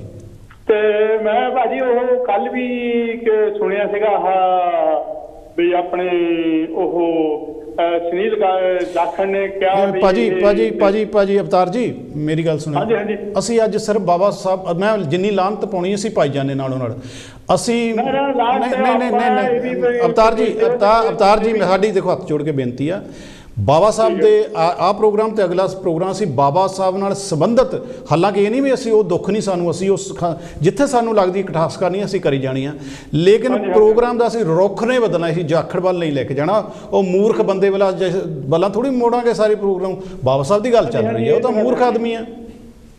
ਤੁਸੀਂ ਬਾਬਾ ਸਾਹਿਬ ਨਾਲ ਸੰਬੰਧਿਤ ਜੇ ਬਚਪਨ 'ਚ ਕੋਈ ਗੱਲ ਕਰਨੀ ਚਾਹੁੰਦੇ ਉਹ ਕਰ ਲਓ, ਜਾਖੜ ਨੂੰ ਛੱਡ ਦਿਓ। ਹਾਂਜੀ ਹਾਂਜੀ ਠੀਕ ਹੈ ਜੀ, ਚਲੋ ਠੀਕ ਹੈ ਜੀ। ਉਹ ਸਾਡੇ ਇੱਕ ਰਹਿਬਰ ਦੀ ਗੱਲ ਹੈ ਜੀ, ਠੀਕ ਹੈ ਨਹੀਂ, ਬਹੁਤ ਵਧੀਆ, ਠੀਕ ਹੈ ਨਹੀਂ। ਚਲੋ ਇੱਕ ਸੰਦੇਸ਼ ਦਿਓ ਸਾਰੀ ਦੁਨੀਆ ਦੇ ਕਿ ਜਿਹੜੇ ਸਾਡੇ ਆਪਣੇ ਚਮਾਰ ਭਾਈ ਹੈਗਾ, ਮੈਂ ਤਾਂ ਇਹੀ ਕਹੂੰਗਾ ਵੀ ਜਿਹੜੇ ਆਪਣੇ ਚਮਾਰ ਭਾਈ ਆ ਇਹਨਾਂ ਨੂੰ ਥੋੜੀ ਜਿਹੀ ਸੋਝੀ ਆਵੇ ਵੀ ਸਾਡੇ ਆ ਜਿਹੜੇ ਇਹ ਜਾਖੜ ਸਾਹਿਬ ਬੈਠੇ ਆ। ਤੁਸੀਂ ਭਾਜੀ ਅਵਤਾਰ ਜੀ ਤੁਸੀਂ ਸਾਰਾ ਪ੍ਰੋਗਰਾਮ ਸੁਣਿਆ ਜੋ ਅਸੀਂ ਕਰ ਰਹੇ ਹਾਂ? ਹਾਂਜੀ ਹਾਂਜੀ ਹਾਂਜੀ ਸੁਣਦੇ ਮੈਂ ਘਰੀ ਕਾਂਜੀ ਟੀਵੀ ਲਾ ਕੇ ਰਿਹਾ ਸੀ, 6-7 ਵਜੇ ਦਾ ਲਈਦਾ ਇੱਥੇ। ਠੀਕ ਹੈ, ਤੁਸੀਂ ਅੱਜ 10:30 ਆਪਣੇ ਤੁਸੀਂ ਅੱਜ ਤੇ ਅਗਲਾ ਪ੍ਰੋਗਰਾਮ ਉਹ ਸੁਣੋ ਸਿਰਫ, ਤੇ ਉਸ ਤੋਂ ਬਾਅਦ ਉਹਦੇ ਤੇ ਐਨਾਲਿਸਿਸ ਕਰੋ ਵੀ ਅਸੀਂ ਕੀ ਗਲਤ ਕੀਤਾ, ਤੁਹਾਨੂੰ ਹੋਰ ਕੀ ਕਹਿ ਸਕਦੇ ਸੀ। ਬੇਸ਼ੱਕ ਅਖੀਰਲੇ 10 ਮਿੰਟ 'ਚ ਤੁਸੀਂ ਅੱਜ ਵਾਲਾ ਪ੍ਰੋਗਰਾਮ ਨੂੰ ਸੁਣ ਕੇ ਸਾਨੂੰ ਸਲਾਹ ਦੇ ਸਕਦੇ ਆ। ਤੇ ਪਲੀਜ਼ ਤੁਹਾਡੀ ਬਹੁਤ ਮਿਹਰਬਾਨੀ, ਤੁਸੀਂ ਹਾਜ਼ਰੀ ਲਾਈ ਇਟਲੀ ਤੋਂ, ਬੜੀ ਖੁਸ਼ੀ ਹੋਈ ਆ ਬੜੀ ਦੇਰ ਬਾਅਦ। ਜੈ ਗੁਰਦੇਵ ਜੀ। ਪਿਆਰੇ ਦਰਸ਼ਕੋ ਬਹੁਤ ਮਿਹਰਬਾਨੀ। ਮੈਂ ਅਸੀਂ ਅੱਜ ਬਾਬਾ ਸਾਹਿਬ ਨਾਲ ਸੰਬੰਧਿਤ ਗੱਲ ਕਰਨੀ, ਉਹ ਮਹਾਮੂਰਖ ਦੀ ਗੱਲ ਨਹੀਂ ਕਰਨੀ। ਮਹਾਮੂਰਖ ਦੀ ਗੱਲ ਸਾਡੇ ਪਿਛਲੇ 23 ਘੰਟਿਆਂ ਦੇ ਵਿੱਚ ਅੱਜ ਦੇ ਦਿਨ ਤੇ ਪਿਛਲੇ ਲੰਘੇ ਦਿਨ ਦੇ ਵਿੱਚ ਵੀ ਕਾਫੀ ਗੱਲਾਂ ਕਰ ਲਈਆਂ। ਐਡਾ ਵੱਡਾ ਬੰਦਾ ਨਹੀਂ ਹੈ ਕਿ ਅਸੀਂ ਵਾਰ-ਵਾਰ ਉਹਨਾਂ ਨਾਲ ਗੱਲ ਕਰੀਏ। ਅਸੀਂ ਉਹਨੂੰ ਲਾਹਨਤਾਂ ਪਾ ਲਈਆਂ ਫੇਸਬੁੱਕ ਤੋਂ ਵੀ, ਹੋਰ ਤਰੀਕਿਆਂ ਤੋਂ ਵੀ। ਤੋ ਤੁਹਾਡੀ ਗੱਲ ਦਾ ਜਵਾਬ ਇਹ ਹੈ ਅਵਤਾਰ ਜੀ, ਤੁਹਾਡੀਆਂ ਭਾਵਨਾਵਾਂ ਦੀ ਮੈਂ ਕਦਰ ਕਰਦਾ, ਤੁਸੀਂ ਫੋਨ ਕੀਤਾ ਉਹਦੇ ਲਈ ਬਹੁਤ ਧੰਨਵਾਦ। ਅਸੀਂ ਡਾਇਵਰਟ ਨਾ ਹੋ ਜਾਈਏ ਇਸ ਕਰਕੇ ਸੌਰੀ ਹਾਂ। ਅਸੀਂ ਚਾਹੁੰਦੇ ਸੀ ਤੁਹਾਡੀ ਗੱਲ ਸੁਣੀਏ, ਅਸੀਂ ਅਗਲੇ ਪ੍ਰੋਗਰਾਮ ਮੈਂ ਤੁਹਾਡੀ ਗੱਲ ਸੁਣਾਂਗੇ। ਰਹੀ ਗੱਲ ਜਾਖੜ ਦੀ, 1906 ਦੀ ਤੋਂ ਮੈਂ ਗੱਲ ਕਰਦਾ ਆ ਰਿਹਾ ਵੀ 1906 ਦੇ ਵਿੱਚ 16-17 ਸਾਲ 22 ਸਾਲ ਹੋ ਗਏ, ਹੁਣ ਉਹ ਚੱਲੇ ਨੇ, ਮਤਲਬ 1922 ਆ ਗਿਆ, 16 ਕੱਢ ਲਓ। ਤੇ ਅੱਜ ਤੱਕ ਜੇ ਬਦਲੇ ਨਹੀਂ ਇਹ ਕੁੱਤੇ ਦੇ ਹੱਡ, ਤੇ ਇਹਨਾਂ ਦਾ ਕੀ ਇਲਾਜ ਹੋਵੇ ਇਹ ਸਾਨੂੰ ਕੋਈ ਪਤਾ ਨਹੀਂ ਲੱਗਦਾ। ਇਹ ਹੱਥ ਲਾਇਆ ਵੀ ਦੁਖਦੇ ਨੇ, ਇਹ ਮਲਮ ਲਾਇਆ ਵੀ ਦੁਖਦੇ ਨੇ, ਇਹਨਾਂ ਦਾ ਕੀ ਇਲਾਜ ਹੋਵੇ ਪਤਾ ਨਹੀਂ ਕੋਈ। ਸੋ ਇਹ ਤਾਂ ਉਹ ਅਥਰੂ ਆ ਜਿਨ੍ਹਾਂ ਦਾ ਕੋਈ ਇਲਾਜ ਨਹੀਂ, ਜਿਹੜੇ ਅੱਖ 'ਚ ਰਹਿਣ ਤਾਂ ਵਧੀਆ ਹੁੰਦੇ ਨੇ। ਸੋ ਪਤਾ ਨਹੀਂ, ਮੈਨੂੰ ਵੀ ਅਸੀਂ ਇਮੋਸ਼ਨਲੀ ਹੋ ਜਾਂਦੇ ਜਦੋਂ ਇਸ ਪਾਸੇ ਜਾਂਦੇ। ਅਸੀਂ ਬਾਬਾ ਸਾਹਿਬ ਵੱਲ ਚੱਲਦੇ ਹਾਂ, ਆਓ ਸੁਣਦੇ ਬਾਬਾ ਸਾਹਿਬ ਨਾਲ ਸੰਬੰਧਿਤ ਉਹਨਾਂ ਦੀ ਐਜੂਕੇਸ਼ਨ ਵੱਲ ਵੱਧਦੇ ਹੋਏ ਕਦਮ। ਜੀ ਜੀ ਚਾਲ ਸਾਹਿਬ, ਸੋ ਇੱਦਾਂ ਵੀ ਸਾਰੀਆਂ ਬਾਬਾ ਸਾਹਿਬ ਡਾਕਟਰ ਅੰਬੇਡਕਰ ਦੇ ਨਾਲ ਸਾਡੇ ਸਮਾਜ ਦੀਆਂ ਬਹੁਤ ਸਾਰੀਆਂ ਭਾਵਨਾਵਾਂ ਜੁੜੀਆਂ। ਸੋ ਜਦੋਂ ਵੀ ਕਦੇ ਬਾਬਾ ਸਾਹਿਬ ਦੀ ਗੱਲ ਕਰਦੇ ਉਦੋਂ ਚਾਰ ਸਾਹਿਬ ਕਾਂਗਰਸ ਦੀ ਗੱਲ ਜ਼ਰੂਰ ਆਉਂਦੀ ਆ, ਕਾਂਗਰਸ ਐਂਡ ਪਾਰਟੀ ਦੀ, ਜਾਂ ਖਾਸ ਕਰਕੇ ਜਿਹੜਾ ਗਾਂਧੀ ਦੀ ਗੱਲ ਜ਼ਰੂਰ ਆਉਂਦੀ, ਕਿਉਂਕਿ ਬਾਬਾ ਸਾਹਿਬ ਅਕਸਰ ਜਿਹੜੇ ਆ ਹਮੇਸ਼ਾ ਮਹਾਤਮਾ ਗਾਂਧੀ ਜਿਹਨੂੰ ਕਹਿੰਦੇ ਆ ਜਾਂ ਗਾਂਧੀ ਦੇ ਨਾਲ ਉਹਦਾ ਟਕਰਾ ਹੀ ਰਿਹਾ ਸ਼ੁਰੂ ਤੋਂ ਲੈ ਕੇ ਐਂਡ ਤੱਕ, ਬਚਪਨ ਤੋਂ ਲੈ ਕੇ ਐਂਡ ਤੱਕ। ਆਪਾਂ ਹਜੇ ਇੱਧਰ ਨਹੀਂ ਜਾਣਾ ਜੀ। ਆਪਾਂ ਜੋ ਉਹਨਾਂ ਨੇ 10ਵੀਂ ਉਹਨਾਂ ਨੂੰ ਕਿੰਨਾਂ ਨੇ ਹੈਲਪ ਕੀਤੀ ਉਹਦੇ ਜਾਂਦੇ ਅਗਾਂਹ ਵਧਾਂਗੇ। ਹਾਂ ਬਿਲਕੁਲ ਜੀ, ਬਿਲਕੁਲ। ਮੈਂ ਤਾਂ ਬਸ ਉਹ ਛੋਟੀ ਜਿਹੀ ਇਹ ਜ਼ਿਕਰ ਕਰਨਾ ਸੀ ਕਿਉਂਕਿ 1885 ਦੇ ਵਿੱਚ ਜਿਹੜੀ ਕਾਂਗਰਸ ਬਣਦੀ ਆ ਜੀ। ਸੋ ਕਾਂਗਰਸ 1917 ਦੇ ਵਿੱਚ 32 ਸਾਲ ਬਾਅਦ ਪਹਿਲਾ ਇਜਲਾਸ ਕਰਦੀ ਆ, ਮਤਲਬ ਸ਼ਡਿਊਲ ਕਾਸਟਾਂ ਦੀ ਭਲਾਈ ਵਾਸਤੇ। ਨਹੀਂ ਇਹਨਾਂ ਦੀ ਮਨਸਾ ਮਤਲਬ ਦੇਖ ਲਓ, ਇਹ ਮੈਂ ਲਿਖ ਲਿਆ, ਲਿਖ ਕੇ ਰੱਖ ਲਈ। ਸੋ ਦੂਸਰੀ ਗੱਲ ਹੈ ਵੀ ਜਦੋਂ ਇਹਨਾਂ ਦੀ ਪੜ੍ਹਾਈ ਦੇ ਵਿੱਚ ਮਤਲਬ ਇੰਟਰਸਟ ਬਣ ਜਾਂਦਾ। ਬਾਬਾ ਸਾਹਿਬ ਦੀ ਜ਼ਿੰਦਗੀ 'ਚ ਪਹਿਲਾਂ ਤਾਂ ਉਹਨਾਂ ਦੇ ਪਿਤਾ ਦਾ ਜਾਣ ਕਰ ਲਈਏ ਵੀ ਉਹ ਕਿਹੜੀ ਉਮਰ 'ਚ ਗਏ ਨੇ, ਉਸ ਤੋਂ ਬਾਅਦ ਜੋ ਉਸ ਵੇਲੇ ਦੇ ਰਾਜਾ ਆ ਉਹਨਾਂ ਦੀ ਹੈਲਪ ਕਰਦੇ ਨੇ ਜੀ, ਉੱਤੇ ਜਾਣਾ ਆਪਾਂ ਜੀ। ਇਹ ਬਿਲਕੁਲ ਜੀ। 10ਵੀਂ ਤੋਂ ਬਾਅਦ ਫਿਰ ਮਤਲਬ ਇਹਨਾਂ ਨੂੰ ਇੱਕ ਵਿਦੇਸ਼ ਜਾਣ ਦਾ ਜਿਹੜਾ ਮੌਕਾ ਮਿਲਦਾ। ਸੋ ਉਹਦੇ ਵਿੱਚ ਜਿਹੜੇ ਉੱਥੇ ਦੀ ਜਿੱਦਾਂ ਆਪਣੇ ਸਟਾਈਫੰਡ ਮਿਲਦਾ ਹੁੰਦਾ, ਇੱਕ ਵਜ਼ੀਫਾ ਜਿਹੜਾ ਮਿਲਦਾ, ਉਹਦੀ ਬਦੌਲਤ ਇਹ ਫਿਰ ਵਿਦੇਸ਼ਾਂ 'ਚ ਪੜ੍ਹਨ ਵਾਸਤੇ ਜਾਂਦੇ ਆ। ਸੋ ਤੁਸੀਂ ਇਹ ਸੋਚ ਕੇ ਰੱਖੋ ਵੀ ਉਸ ਵੇਲੇ ਦੇ ਕਿਹੜੇ ਰਾਜੇ ਸੀ, ਕਿਉਂ ਦਿੱਤਾ ਉਹਨਾਂ ਨੇ ਵਜ਼ੀਫਾ, ਉਸ ਵੇਲੇ ਦੀਆਂ ਗੱਲਾਂ ਕਰਦੇ ਆ। ਇੱਕ ਕਾਲ ਲੈ ਲਈਏ ਜੀ। ਜੈ ਗੁਰਦੇਵ ਜੈ ਭੀਮ ਜੀ। ਸਰ ਜੀ ਜੀ ਜੈ ਗੁਰਦੇਵ ਜੈ ਭੀਮ ਜੀ। ਤੁਸੀਂ ਆਵਾਜ਼ ਬੰਦ ਕਰੋ ਜੀ, ਮੈਨੂੰ ਮੇਰੀਆਂ ਗੱਲਾਂ ਸੁਣ ਰਹੀਆਂ ਜੀ। ਠੀਕ ਹੈ ਹੁਣ ਹਾਂਜੀ, ਆਵਾਜ਼ ਬੰਦ ਕਰੋ ਜੀ। ਤੁਸੀਂ ਟੈਲੀਵਿਜ਼ਨ ਦੀ ਬਾਤ ਤੁਸੀਂ ਆਉਣੇ ਓਕੇ ਜੀ। ਇੱਕ ਮਿੰਟ ਸੌਰੀ, ਤੁਸੀਂ ਹਾਂਜੀ ਜੱਖੂ ਸਾਹਿਬ। ਹਾਂਜੀ ਜੱਖੂ ਜੀ ਨਾਲ ਗੱਲ ਕਰੋ ਜੀ। ਹਾਂਜੀ ਜੱਖੂ ਸਾਹਿਬ ਜੀ ਜੀ। ਮੈਂ ਮਹਿੰਗਾ ਰਾਮ ਬੋਲ ਰਿਹਾ ਤੋਂ ਆਪਾਂ ਹੈ ਤਾਂ ਇੰਗਲੈਂਡ ਦੇ ਇਸ ਟਾਈਮ ਜੀ। ਬਹੁਤ ਮਿਹਰਬਾਨੀ ਜੀ, ਥੈਂਕ ਯੂ। ਬੋਲੋ ਜੀ। ਹਾਂਜੀ, ਤੇ ਮੈਂ ਕਿਹਾ ਅੱਜ ਤਾਂ ਹੁਣ ਗੱਲ ਹੋ ਰਹੀ ਆ ਵੀ ਉਹ ਐਡਾ ਆਪਣੇ ਆਪ 'ਚ ਕੀ ਸਮਝਦਾ, ਜਿਹਨੇ ਆਹ ਗੱਲ ਕਹੀ ਆ संडे जी ਮੰਗਤ ਰਾਮ ਨਾਲ ਹੈ ਜੋ हाँ जी ਡਿਸਟਰਬੈਂਸ हाँ जी महंगा राम है ਮੰਗਤ ਰਾਮ ਜੀ, ਤੁਹਾਡੀ ਜਿਹੜੀ ਆਵਾਜ਼ ਹੈ ਨਾ ਸਾਡੇ ਤੱਕ ਸਹੀ ਨਹੀਂ ਪਹੁੰਚ ਰਹੀ। ਤੇ ਹੁਣ ਤਾਂ ਮੈਂ ਤਾਂ ਸਾਰੀ ਫੋਨ ਦੀ ਆਵਾਜ਼ ਵੀ ਆਪਣੀ ਟੀਵੀ ਬੰਦ ਹੁਣ ਠੀਕ ਹੈ, ਕਰੋ ਹੁਣ ਗੱਲ। ਤੁਹਾਡੀ ਆਵਾਜ਼ ਠੀਕ ਹੈ, ਤੁਹਾਡਾ ਵਿਸ਼ਾ ਰਹੂੰਗਾ। ਅਸੀਂ ਅੱਜ ਬਾਬਾ ਸਾਹਿਬ ਨਾਲ ਸੰਬੰਧਿਤ ਗੱਲ ਕਰ ਰਹੇ ਸੀ। ਜਦੋਂ ਅਸੀਂ ਸ਼ੁਰੂਆਤ ਕੀਤੀ ਸੀ ਅਸੀਂ ਸਿਰਫ ਬਾਬਾ ਸਾਹਿਬ ਦੀ ਗੱਲ ਕਰਨੀ। ਦੇਖੋ हाँ जी बाबा साहब जी ਤਾਂ ਆਪਾਂ ਕਰਦੇ ਆ, ਬਾਬਾ ਸਾਹਿਬ ਨੇ ਆਪਾਂ ਤੋਂ ਇੱਥੇ ਤੱਕ ਪਹੁੰਚਾਇਆ ਕਰਕੇ। ਤੁਸੀਂ ਬਾਬਾ ਸਾਹਿਬ ਦੀ ਐਜੂਕੇਸ਼ਨ ਨਾਲ ਸੰਬੰਧਿਤ ਅਰਲੀ ਲਾਈਫ ਸਾਡੇ ਨਾਲ ਗੱਲ ਕਰੋ, ਉਸ ਤੋਂ ਬਾਅਦ ਗਾਂਹ ਚੱਲਦੇ ਹਾਂ ਜੀ। ਅੱਛਾ ਅੱਛਾ ਜੀ। ਉਹਨੇ ਉਹੀ ਮੈਂ ਜਿੱਦਾਂ ਉਸ ਬੰਦੇ ਨੇ ਗੱਲ ਕਹੀ, ਮੈਂ ਉਹ ਮੈਨੂੰ ਬੜਾ ਦੁੱਖ ਜਿਹਾ ਲੱਗਾ। ਤੁਹਾਡੀਆਂ ਫੀਲਿੰਗਾਂ ਦੀ ਅਸੀਂ ਕਦਰ ਕਰਦੇ ਹਾਂ ਜੀ। ਬਹੁਤ ਮਿਹਰਬਾਨੀ ਮੰਗਤ ਰਾਮ ਜੀ, ਥੈਂਕ ਯੂ, ਬਹੁਤ ਮਿਹਰਬਾਨੀ ਜੀ। ਮੈਂ ਮਾਤਾ ਨੂੰ ਮਹਿੰਗਾ ਰਾਮ ਆ। ਹਾਂਜੀ ਮਹਿੰਗਾ ਰਾਮ ਜੀ, ਮੈਂ ਤੁਹਾਡੇ ਨਾਮ ਦੀ ਗਲਤੀ ਮਾਫੀ ਚਾਹੁੰਦਾ। ਮਹਿੰਗਾ Ram ji thank you very sorry much. ਨੇ ਮੈਂ ਸਨਵਾਦੀ ਬਾਚੋ ਤੋਂ ਆਉਂਦਾ ਇਦਾਂ। जी जी ठीक है जी, बहुत मेहरबानी सर, बहुत मेहरबानी। ਮਹਿੰਗਾ ਰਾਮ मेरे जी, बहुत मेरे मेहरबानी। ਸ਼ਹਿਰ ਤੋਂ ਸੀ, ਉਹਨਾਂ ਨੇ ਕਾਲ ਕੀਤੀ ਹੈ ਤੇ ਥੋੜੀ ਡਿਸਟਰਬੈਂਸ ਕਰਕੇ ਆਵਾਜ਼ ਨਹੀਂ ਠੀਕ ਆ ਰਹੀ। ਸੋ ਉਹਨਾਂ ਦਾ ਸਵਾਲ ਸੀਗਾ ਬਈ ਜਿਹੜੇ ਲੇਟੈਸਟ ਮੁੱਦੇ ਉਹਦੇ ਤੇ ਆਪਾਂ ਸੈਕੰਡ ਟਾਈਮ ਫਿਰ ਕਰਾਂਗੇ ਗੱਲ। ਸੋ ਅੱਜ ਆਪਾਂ ਬਾਬਾ ਸਾਹਿਬ ਡਾਕਟਰ ਅੰਬੇਡਕਰ ਦੇ ਜਿਹੜੇ ਜੀਵਨ ਸੰਘਰਸ਼ ਦੀ ਗੱਲ ਕਰਦੇ ਜੀ ਸਰ। ਪਿਆਰੇ ਦਰਸ਼ਕੋ, ਮੇਰੀ ਬੇਨਤੀ ਹੈ ਕਿ ਬਾਬਾ ਸਾਹਿਬ ਨੂੰ ਅਸੀਂ ਬਚਪਨ ਤੋਂ ਉਹਨਾਂ ਦੇ ਦਾਦਾ ਤੋਂ ਡਿਸਕਸ ਕਰ ਰਹੇ ਹਾਂ, ਉਹਨਾਂ ਦੇ ਪਿਤਾ ਤੋਂ, ਉਹਨਾਂ ਦੀ ਮਾਤਾ ਤੋਂ, ਉਹਨਾਂ ਦੀ ਦੂਸਰੀ ਮਾਤਾ ਤੋਂ, ਔਰ ਉਹਨਾਂ ਦੀ ਐਜੂਕੇਸ਼ਨ ਤੋਂ ਲੈ ਕੇ ਹੁਣ ਉਹ ਵੱਡੇ ਹੋ ਰਹੇ ਨੇ। ਰਾਜਾ ਜੋ ਬੜੌਦਾ ਆ ਆਪਣੇ ਉਸ ਵੇਲੇ ਦੇ, ਉਹਨਾਂ ਨੂੰ ਏਡ ਕਰਨ ਵਾਲੇ, ਉਸ ਤੋਂ ਬਾਅਦ ਜਿਹੜੇ ਹੋਰ ਉਹਨਾਂ ਨਾਲ ਸੰਬੰਧਿਤ ਰਾਜਿਆਂ ਨੇ ਕਿਹਨਾਂ ਨੇ ਉਹਨਾਂ ਨੂੰ ਕੀ ਹੈਲਪ ਕੀਤੀ ਆ, ਅਸੀਂ ਉੱਧਰ ਨੂੰ ਜਾਣਾ। ਉਸ ਤੋਂ ਬਾਅਦ ਹੌਲੀ ਅਸੀਂ ਬਾਬਾ ਸਾਹਿਬ ਨੂੰ ਵੱਡਿਆਂ ਕਰਕੇ ਐਂਡ ਤੇ ਜਿਹੜੇ ਸਾਡਾ ਅਖੀਰਲਾ ਪ੍ਰੋਗਰਾਮ ਹੋਏਗਾ ਬਾਬਾ ਸਾਹਿਬ ਦਾ ਅਖੀਰਲੇ ਦਿਨਾਂ ਦੀ ਗੱਲ ਕਰਾਂਗੇ। ਪਿਆਰੇ ਦਰਸ਼ਕੋ, ਸਾਡੇ ਕੋਲ 4 ਮਿੰਟ ਨੇ, ਅਗਰ ਬਾਬਾ ਸਾਹਿਬ ਨਾਲ ਸੰਬੰਧਿਤ ਕੋਈ ਗੱਲ ਹੋਵੇ ਤੁਸੀਂ ਕਰ ਸਕਦੇ ਆ। ਲੇਖਰਾ ਜੀ, ਮੇਰਾ ਸਵਾਲ ਹੈ ਬਾਬਾ ਸਾਹਿਬ ਨੂੰ ਜੋ ਉਹਨਾਂ ਨੂੰ ਸਹਾਇਤਾ, ਜਿਹਨੂੰ ਵਜੀਫਾ ਕਹਿੰਦੇ ਆਪਾਂ, ਜਿਹੜਾ ਅਸੀਂ ਵੀ ਲਿਆ ਆ ਬਾਬਾ ਸਾਹਿਬ ਦੀ ਬਦੌਲਤ, ਉਹਦੀ ਮੇਲ ਮਿਲਾਪ, ਉਹਦੀ ਗੱਲਬਾਤ ਕੀ ਹੈ ਤੇ ਕਦੋਂ ਲਿਆ, ਕਿੱਦਾਂ ਉਹਨਾਂ ਤੱਕ ਪਹੁੰਚਿਆ, ਕਿ ਉਹਨਾਂ ਦੇ ਪਿਤਾ ਉਸ ਵੇਲੇ ਜੀਂਦੇ ਜਾਂ ਪਿਤਾ ਦੀ ਸਿਫਾਰਿਸ਼ ਜਾਂ ਉਹਨਾਂ ਦੀ ਐਜੂਕੇਸ਼ਨ ਸੀ ਉਹਨਾਂ ਤੱਕ ਮਹਿਲਾ ਤੱਕ ਪਹੁੰਚ ਗਈ? ਨਹੀਂ, ਉਹਨਾਂ ਦੇ ਪਿਤਾ ਜੀ ਵੀ ਜਿਹੜੇ ਨਹੀਂ ਸੀ ਉਸ ਸਮੇਂ ਦੇ ਵਿੱਚ, ਉਹਨਾਂ ਦੇ ਪਿਤਾ ਜੀ ਦੀ ਡੈਥ ਹੋ ਗਈ ਸੀਗੀ। ਸੋ ਪਹਿਲਾਂ ਜਿਹੜਾ ਗਾਇਕਵਾੜ ਇੱਕ ਰਾਜਾ ਹੋਇਆ, ਉਹਨੇ ਦੇਖਿਆ ਵੀ ਇਹਦੇ 'ਚ ਟੈਲੈਂਟ ਹੈਗਾ ਆ, ਵੀ ਇਹਨਾਂ ਨੂੰ ਵਿਦੇਸ਼ 'ਚ ਪੜ੍ਹਾ ਕੇ ਮੁੜ ਕੇ ਇਹਨਾਂ ਤੋਂ ਆਪਣੇ ਜਿਹੜੀ ਆ ਸਟੇਟ ਦੇ ਲਈ, ਆਪਣੇ ਰਾਜ ਵਾਸਤੇ ਇਹਨਾਂ ਤੋਂ ਕੋਈ ਕੰਮ ਲਈਏ। ਮੈਂ ਤੁਹਾਨੂੰ ਇੱਕ ਸਵਾਲ ਕਰ ਸਕਦਾ, ਕਿਉਂਕਿ ਤੁਸੀਂ ਵੱਡਾ ਸਵਾਲ ਛੇੜ ਲਿਆ। ਮਿੰਟ ਆਪਾਂ ਕੋ ਥੋੜ੍ਹਾ, ਜਿਹੜੇ ਬਾਬਾ ਸਾਹਿਬ ਜੀ ਦੇ ਪਿਤਾ ਦੀ ਜਦੋਂ ਡੈਥ ਹੋਈ ਆ ਜੀ, ਉਦੋਂ ਇਹ ਕਿੰਨੇ ਆਯੂ ਦੇ ਸਨ? ਦੇਖੋ, ਬਾਬਾ ਸਾਹਿਬ ਦੇ ਪਿਤਾ ਦੀ ਜਦੋਂ ਡੈਥ ਹੁੰਦੀ ਆ, ਉਦੋਂ ਇਹ ਜਿਹੜੇ ਆ 15 ਸਾਲ ਦੀ ਆਜੂ ਦੇ ਸੀਗੇ।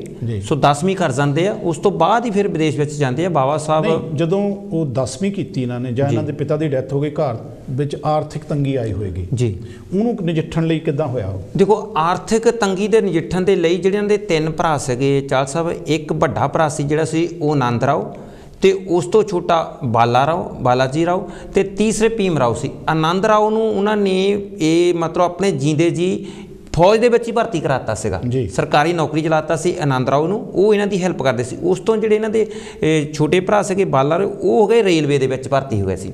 ਸੋ ਦੋਨੇ ਜੌਬ ਕਰਦੇ ਸੀਗੇ ਤੇ ਬਾਬਾ ਸਾਹਿਬ ਡਾਕਟਰ ਅੰਬੇਡਕਰ ਭਰਦੇ ਸੀ। ਇਹਨਾਂ ਦੇ ਘਰ ਦਾ ਔਰ ਪੜ੍ਹਾਈ ਦਾ ਖਰਚਾ ਇਹਨਾਂ ਦੇ ਦੋਨੇ ਭਰਾ, ਜਿਹੜੇ ਵੱਡੇ ਭਰਾ, ਉਹ ਕਰਦੇ ਸੀਗੇ। ਪਿਤਾ ਤੋਂ ਬਾਅਦ ਉਹਨਾਂ ਦੀ ਜ਼ਿੰਮੇਵਾਰੀ ਸੀ ਤੇ ਉਹ ਵੀ ਚਾਹੁੰਦੇ ਸੀ ਕਿ ਸਾਡੇ ਤੋਂ ਵੱਧ ਪੜ੍ਹੇ ਔਰ ਮਹਾਨ ਵਿਅਕਤੀ ਬਣੇ। ਸੋ ਉਹਨਾਂ ਨੇ ਵੀ ਸਮੇਂ-ਸਮੇਂ ਤੇ ਬਾਬਾ ਸਾਹਿਬ ਡਾਕਟਰ ਅੰਬੇਡਕਰ ਨੂੰ ਪੜ੍ਹਾਈ ਲਈ ਵੀ ਪ੍ਰੇਰਿਤ ਕੀਤਾ ਔਰ ਆਰਥਿਕ ਮਦਦ ਜਿਹੜੀ ਇਹਨਾਂ ਦੇ ਭਰਾ ਨੇ ਕੀਤੀ ਸੀ ਆਨੰਦ ਰਾਓ ਨੇ। ਉਹਨਾਂ ਤੋਂ ਬਿਨਾਂ ਜਿਹੜੇ ਦੂਸਰੇ ਬ੍ਰਦਰ ਸੀ, ਉਹਨਾਂ ਦੀ ਇਹਨਾਂ 'ਚ ਕੀ ਭੂਮਿਕਾ ਰਹੀ?